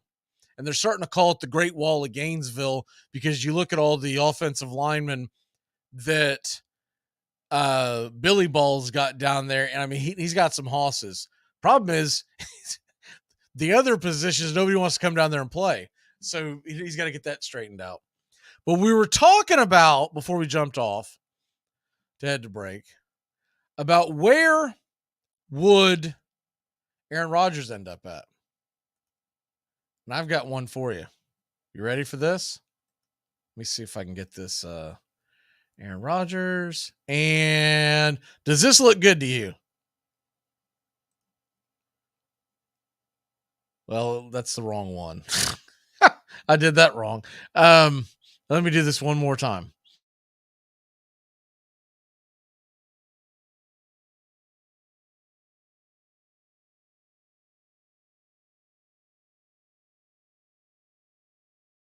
I think these things work better when you take your microphone off. I apologize for that. But were you meaning to show him in a Jets jersey? Because that's hilarious if so. If not, that's just a funny added bonus that you just gave me there.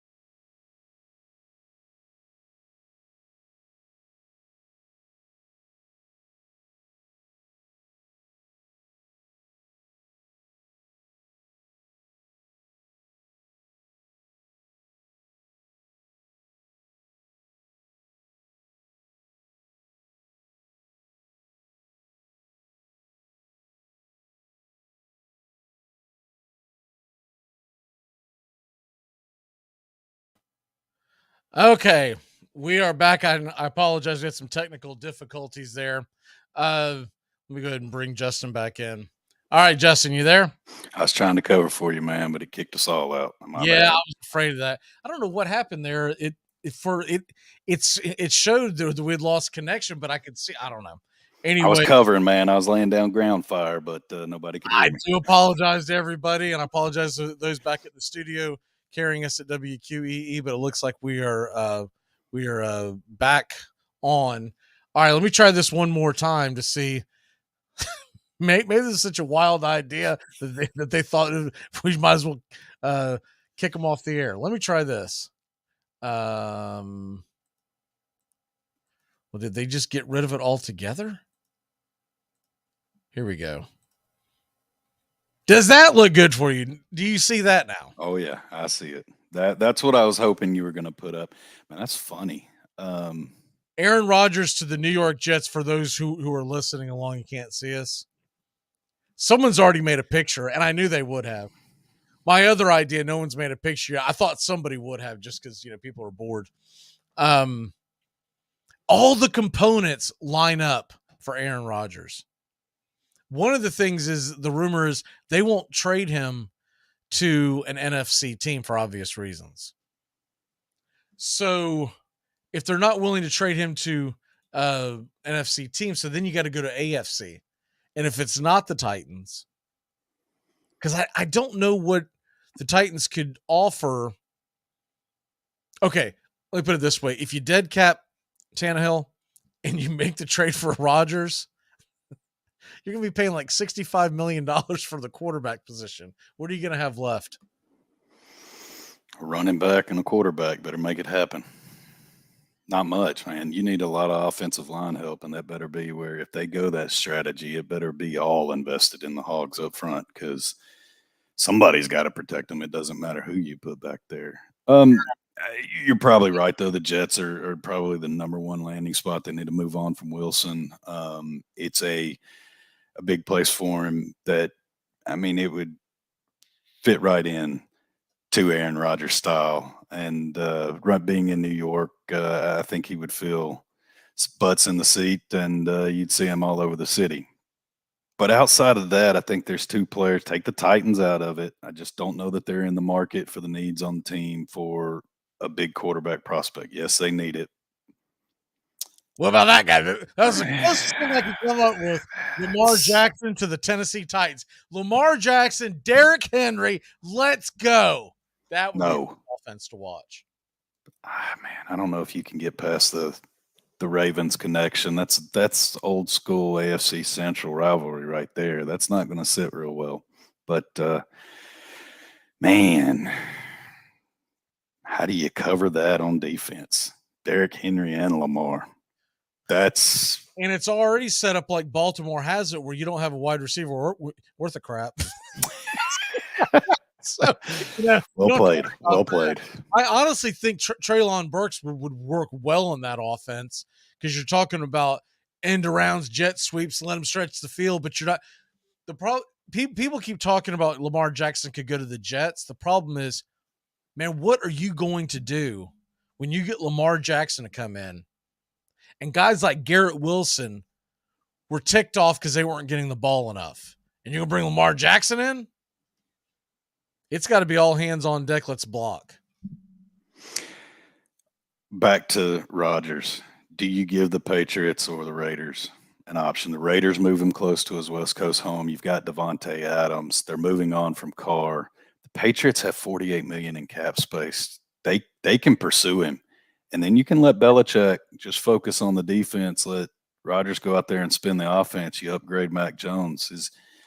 I think outside the Jets, it's going to be in this order: Raiders or Patriots. I don't think the Titans are really in play. And I think they're probably more along the lines of a Lamar Jackson, if they could work that off, fits into the style of this offense versus going that way with Rodgers, that amount of contract, because he just signed a 3-year, $150 million contract. I understand everyone's thinking of Rodgers to Vegas, but I'm going to be surprised if Vegas doesn't bring in Tom Brady, because he's a free agent. He's obviously has a relationship.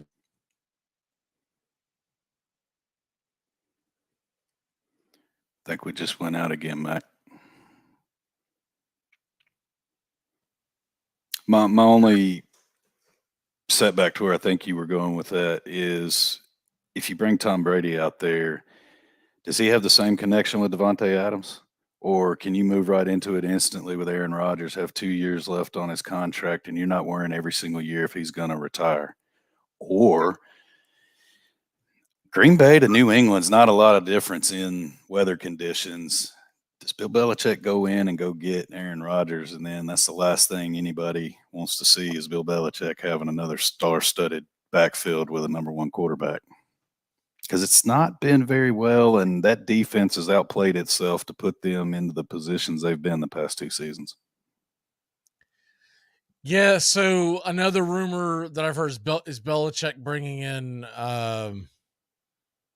Lamar Jackson. That's an interesting one. But once again, what I want to know is, okay, so we've heard the hard line from all the NFL insiders, the hard line that they don't want to trade Rodgers to the NFC. So the question is, would Baltimore be willing to trade Jackson to the AFC? I don't know. And the one thing you have to do is you have to change your entire offensive philosophy when you bring him in.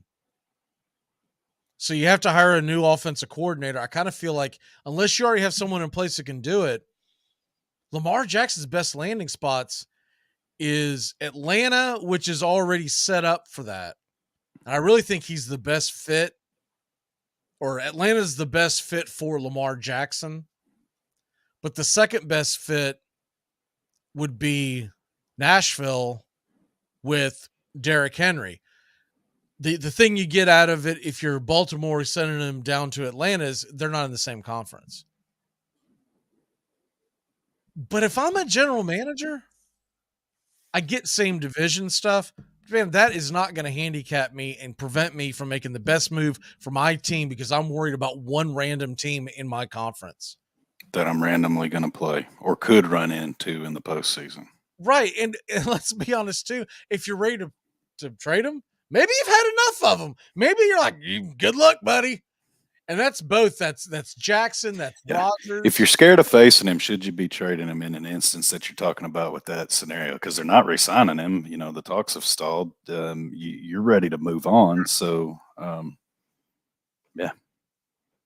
That's the, that's the $1 million question is who's actually willing to trade one of their guys. And I really think those are the two. Well, because Brady's a free agent. So you put that aside.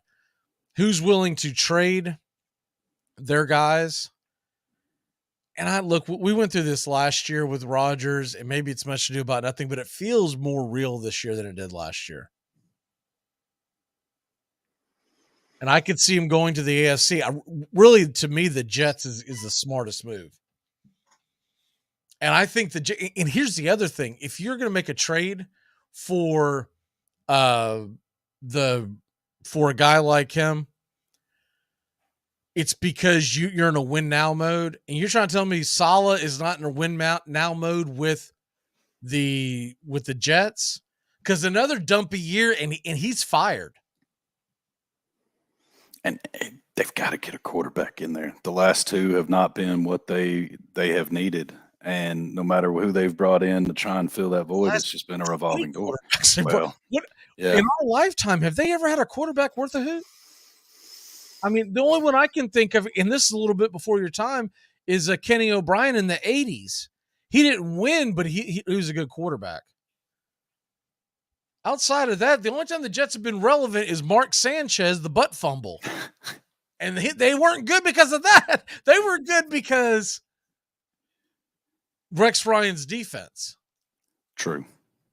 So the Jets have never, it's been since Joe Namath that they've been going, we got a quarterback. That's ridiculous. Joe Namath he's darn near 80 now.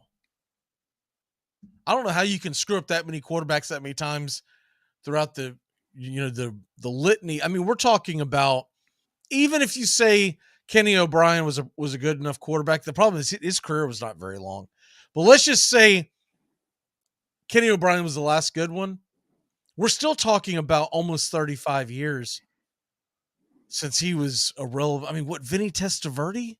That was the last good quarterback for the Jets. Will you give Pennington any credit, any love? I mean, if you go back to 07, okay. The problem with Pennington, he had no arm strength, and you knew what his ceiling was. He wasn't awful. I'm not saying every quarterback they've had is awful. 1 year of Favre was probably the most memorable. I don't even think about that because they started off so great and then they just crashed at the end. And pulling this up, I forgot half of these players played for that roster. Fitzpatrick 2 years in 15 and 16. I mean, Gino, you can make an argument that he's the best quarterback in the last 30 years for the Jets. Kellen Clemens. Oof. No. Oof. The list isn't getting any better. I keep searching, and it's just not there. Yeah, there's nothing when it comes to the Jets. Tim Tebow. Boomer back in the early 90s. Yeah, I mean, I guess Boomer was decent. He was pretty good. I mean, he was a former MVP, but he did that with Cincy. I wouldn't say he was on the backside of his career, but the problem was his Jets teams were bad that he was on, and I wouldn't say that's all his fault, but that was the last time you thought about, because when I think of Boomer's career that I watched growing up, I still think of him as a Bengal because that's when he did his most damage. By the time he got to the Jets, whether he still had it or not, it's not the point. The point is the teams didn't have it. Man, that's the Rich Kotite days. Rich Kotite. Oof. We got to take a quick break. When we come back, we're going to hit our six-pack and get you ready for tonight's action. We'll be back in a flash here on Braves Country and 99.1 FM The Key. If you're making sandwiches, always leave the knife hanging over the sink in case you want one later. Be a man.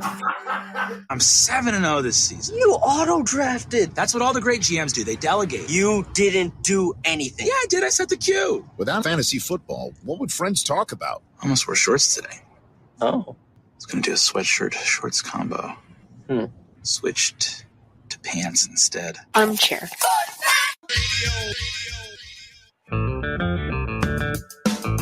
Hey, sports fans. The Key has a brand new show. Braves Country is coming your way weekdays 3 p.m. Eastern to 5 p.m. Eastern. Drive time on WQEE. Braves Country is a Southern sports talk show with Mac McGee and the Armchair Quarterbacks. We'll be talking the Atlanta Braves and Major League Baseball, along with everything important to sports fans in Braves Country.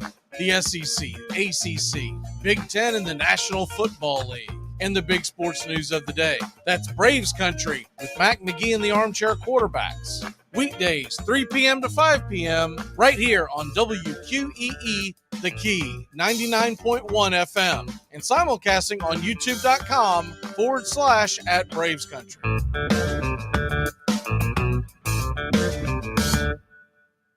Make contact. A collective psychosis is sweeping the nation. We're in the thick of the haze craze, and Elysian is introducing an altered state of IPA.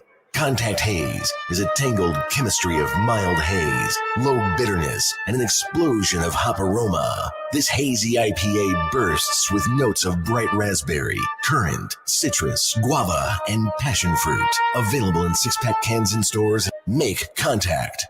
Welcome back to Braves Country. Mac McGee and the Armchair Quarterbacks, weekdays 3 to 5 p.m. Drive time on WQEE.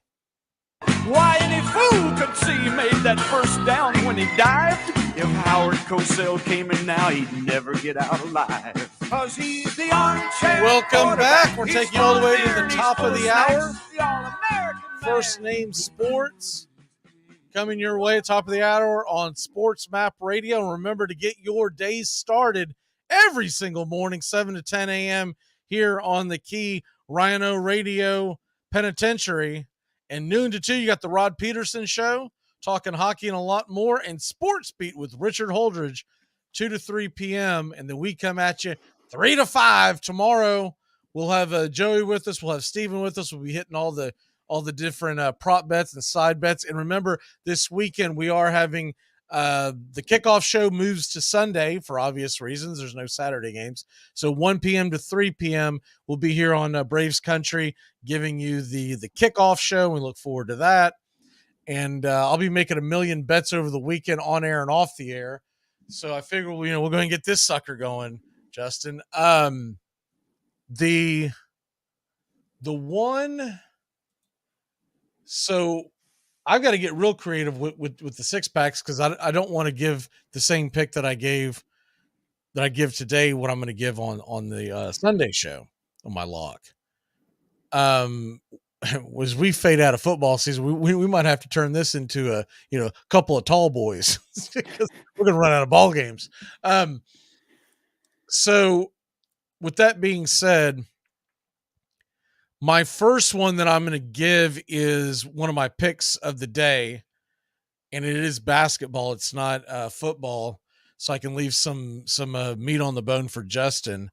I'm taking the teaser, the over, Georgia and Tennessee, 129, grabbing the over, and Bama and Mississippi State, 135 total over. So I'm doing two game teaser, grabbing the over in both the Georgia and Tennessee, Bama and Missouri game.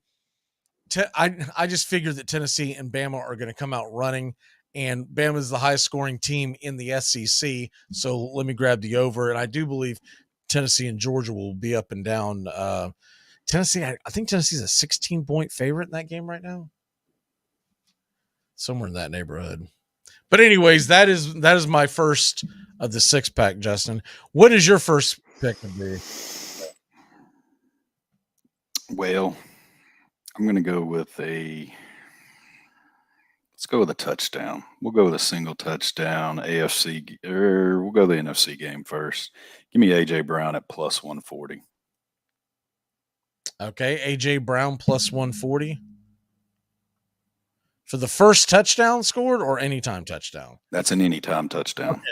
I was about to say. Unless you want to double it up to multiple touchdowns at plus 900, and I'm comfortable enough talking out with that one. But I'll stick with the single. I like the plus 140.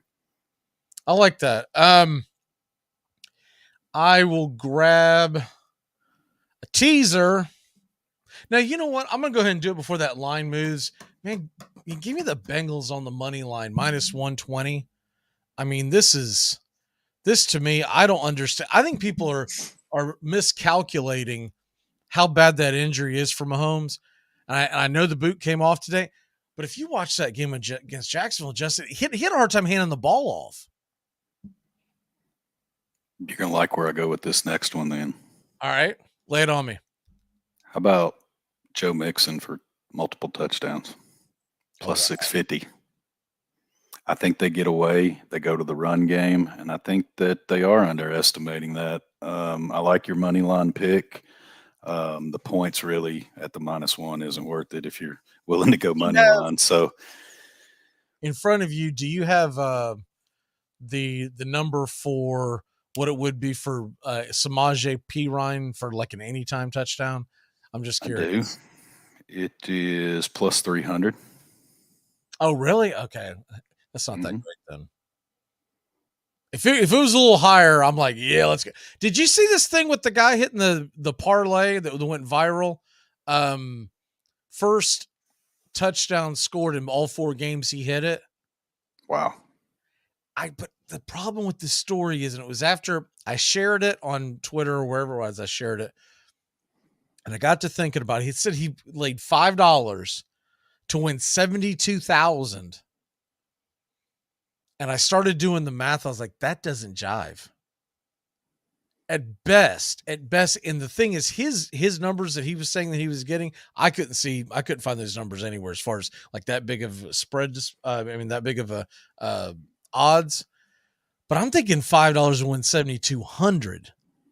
But they showed the video in the apartment and they were going crazy. Like he'd won $72,000. Either way, that's a good one. No, it is, but there's a big difference. Yo, there's a huge difference. You're like, you pay some. 72,000. The guy was fairly young. You know, that's like quit your job for a week or two, right? That's at least, right? I like how you clean that up with for a week or two. Yeah. I mean, you know, that's not retirement money, but $72K for the kid looked like he was. I mean, I'm guesstimating because I'm looking at a video, but I don't know, early to mid 20s. And unless he had a really good job, like most of us in the early 20s have really terrible jobs, you know. Let me put it this way, if you're flipping pizza somewhere and you win $72,000, I'm pretty sure you're not going into work for a while. In fact, if you have a manager that's worth his salt, he calls you and says, why don't you take some time off and get back to me after you've burned through that money? Because I don't want you as an employee right now. I want you to employee after you've gotten, you know, after you're down to like $600. I mean, I had a roommate when I was about 20-ish, 21. He got a settlement from a car crash, and this is in the 1990s, for $30,000. Justin, let me tell you something. That wrecked his life.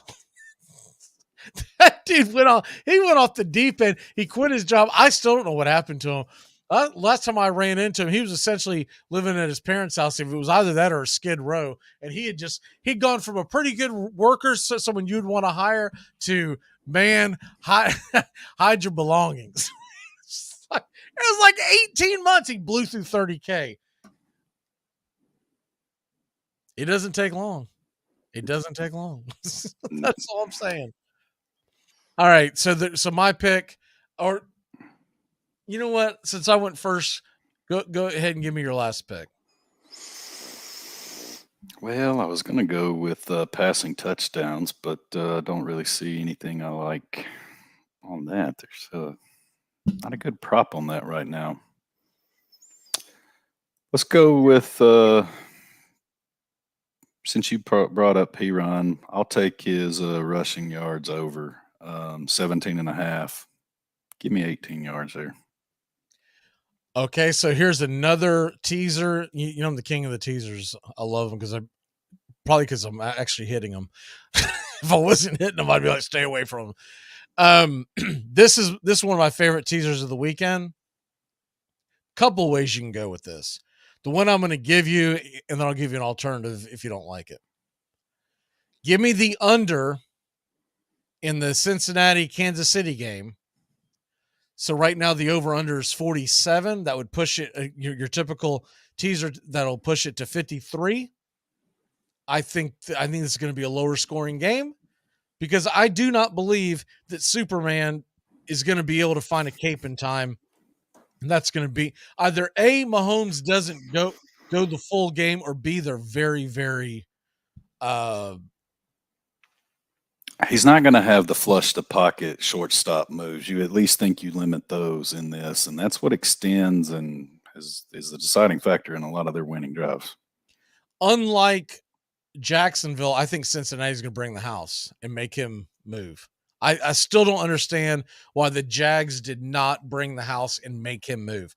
So give me the under, and then on the other side, San Fran, Philly, I want the over.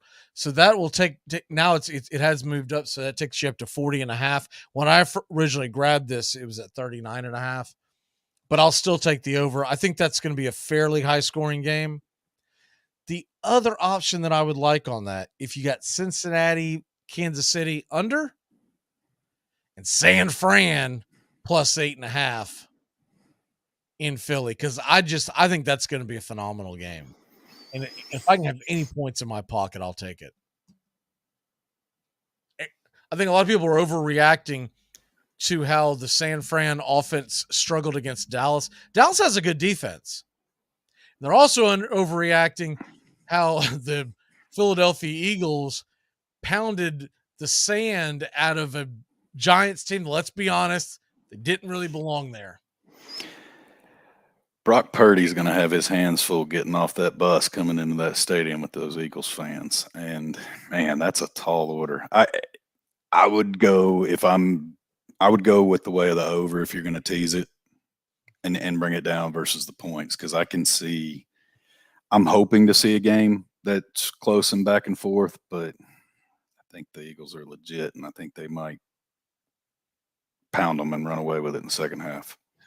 The only pushback I'll give to that, the San Francisco team's had a year to stew over losing in the NFC Championship game, and they are talented, and they are tough, and what they do gives the Eagles fits.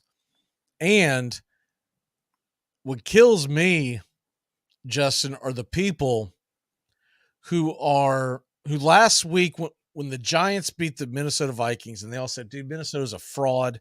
Let's not go out of control, blah, blah, blah. Then the Eagles pound the Giants. Everyone goes, man, look how good the Eagles are. They beat the stew out of the Giants. I'm like, I thought the Giants were basically frauds because they beaten a fraud. I mean, Danny Dimes is not, I don't think he's terrible, but I think he's a probably average, maybe above average quarterback, depending on how you look at it. But he also doesn't have the weapons that Purdy has. I mean, Purdy just has to kind of throw the ball in the general direction, and someone's catching that ball streaking down the sidelines. Trying to see his touchdowns and records with the Panthers in the 2 visits, but nothing impressing worth talking about. I'm just going to say a healthy C-Mac could be your difference, but with the calf injury there, I don't see it. I do agree that I'm a little hesitant to take San Fran in just the points. I mean, if I'm going to do that, I might as well go the money line, right? But I honestly think that's where the number's going to sit. I think it's going to sit 2.5 until some big money comes in and lands on the Eagles, and then it'll get pushed to 3. But then to buy it from 3 to 3.5, it's going to be like right now. If you look at San Fran on most books, to take it from 2.5 and buy a point to get it to 3, you go from -110 to like -160. I still can't believe the Bengals are 1-point dogs. I figured that would have been a little bit farther. At least sit in 2.5, 3 range where you're flirting with a field goal, because normally you get the field goal at home. But I would have thought the Mahomes injury would have pushed that a little bit. But hey, if you're a Bengals fan, it's in your favor right now.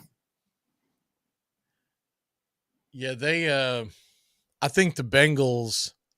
I don't know why everyone's doubting them. I don't know why. That was a complete team win, and they thumped the Bills. I mean, they went there in the snow. And this is a Bills team that you saw struggle against the Dolphins the week previous, and they gave them fits.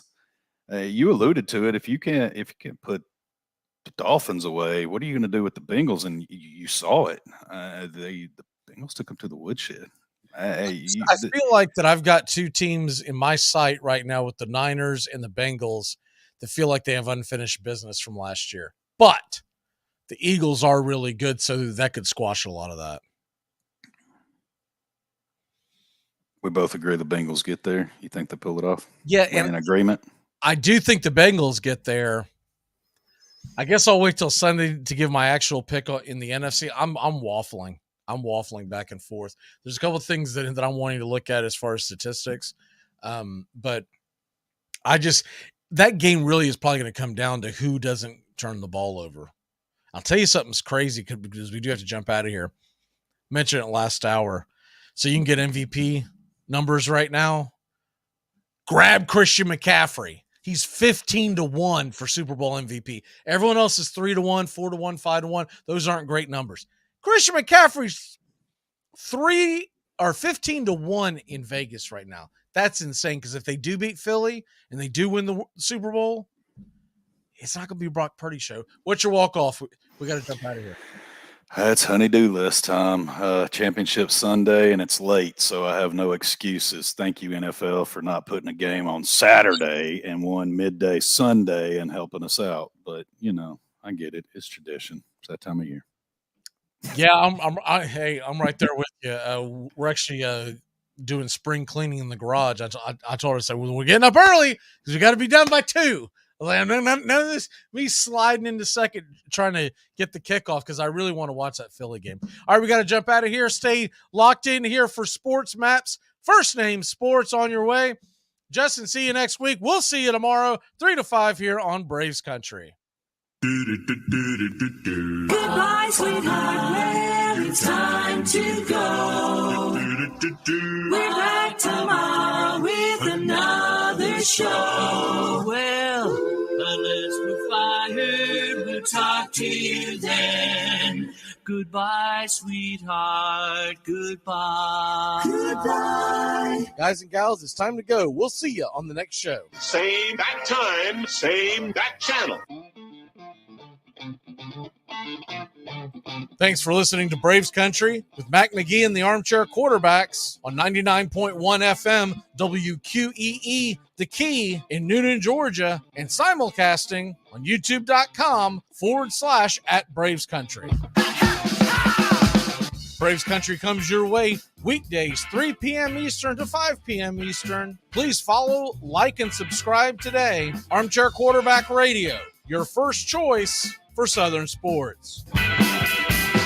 Something of the 5th of September. Something of the 5th of September. She said a lot that I can't remember. Something of the 5th.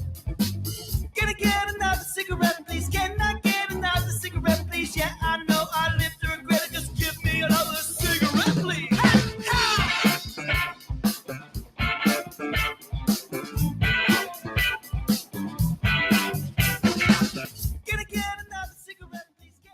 You're listening to WQEE 99.1 FM, The Key in Noonan, Georgia. The NFL playoffs are back.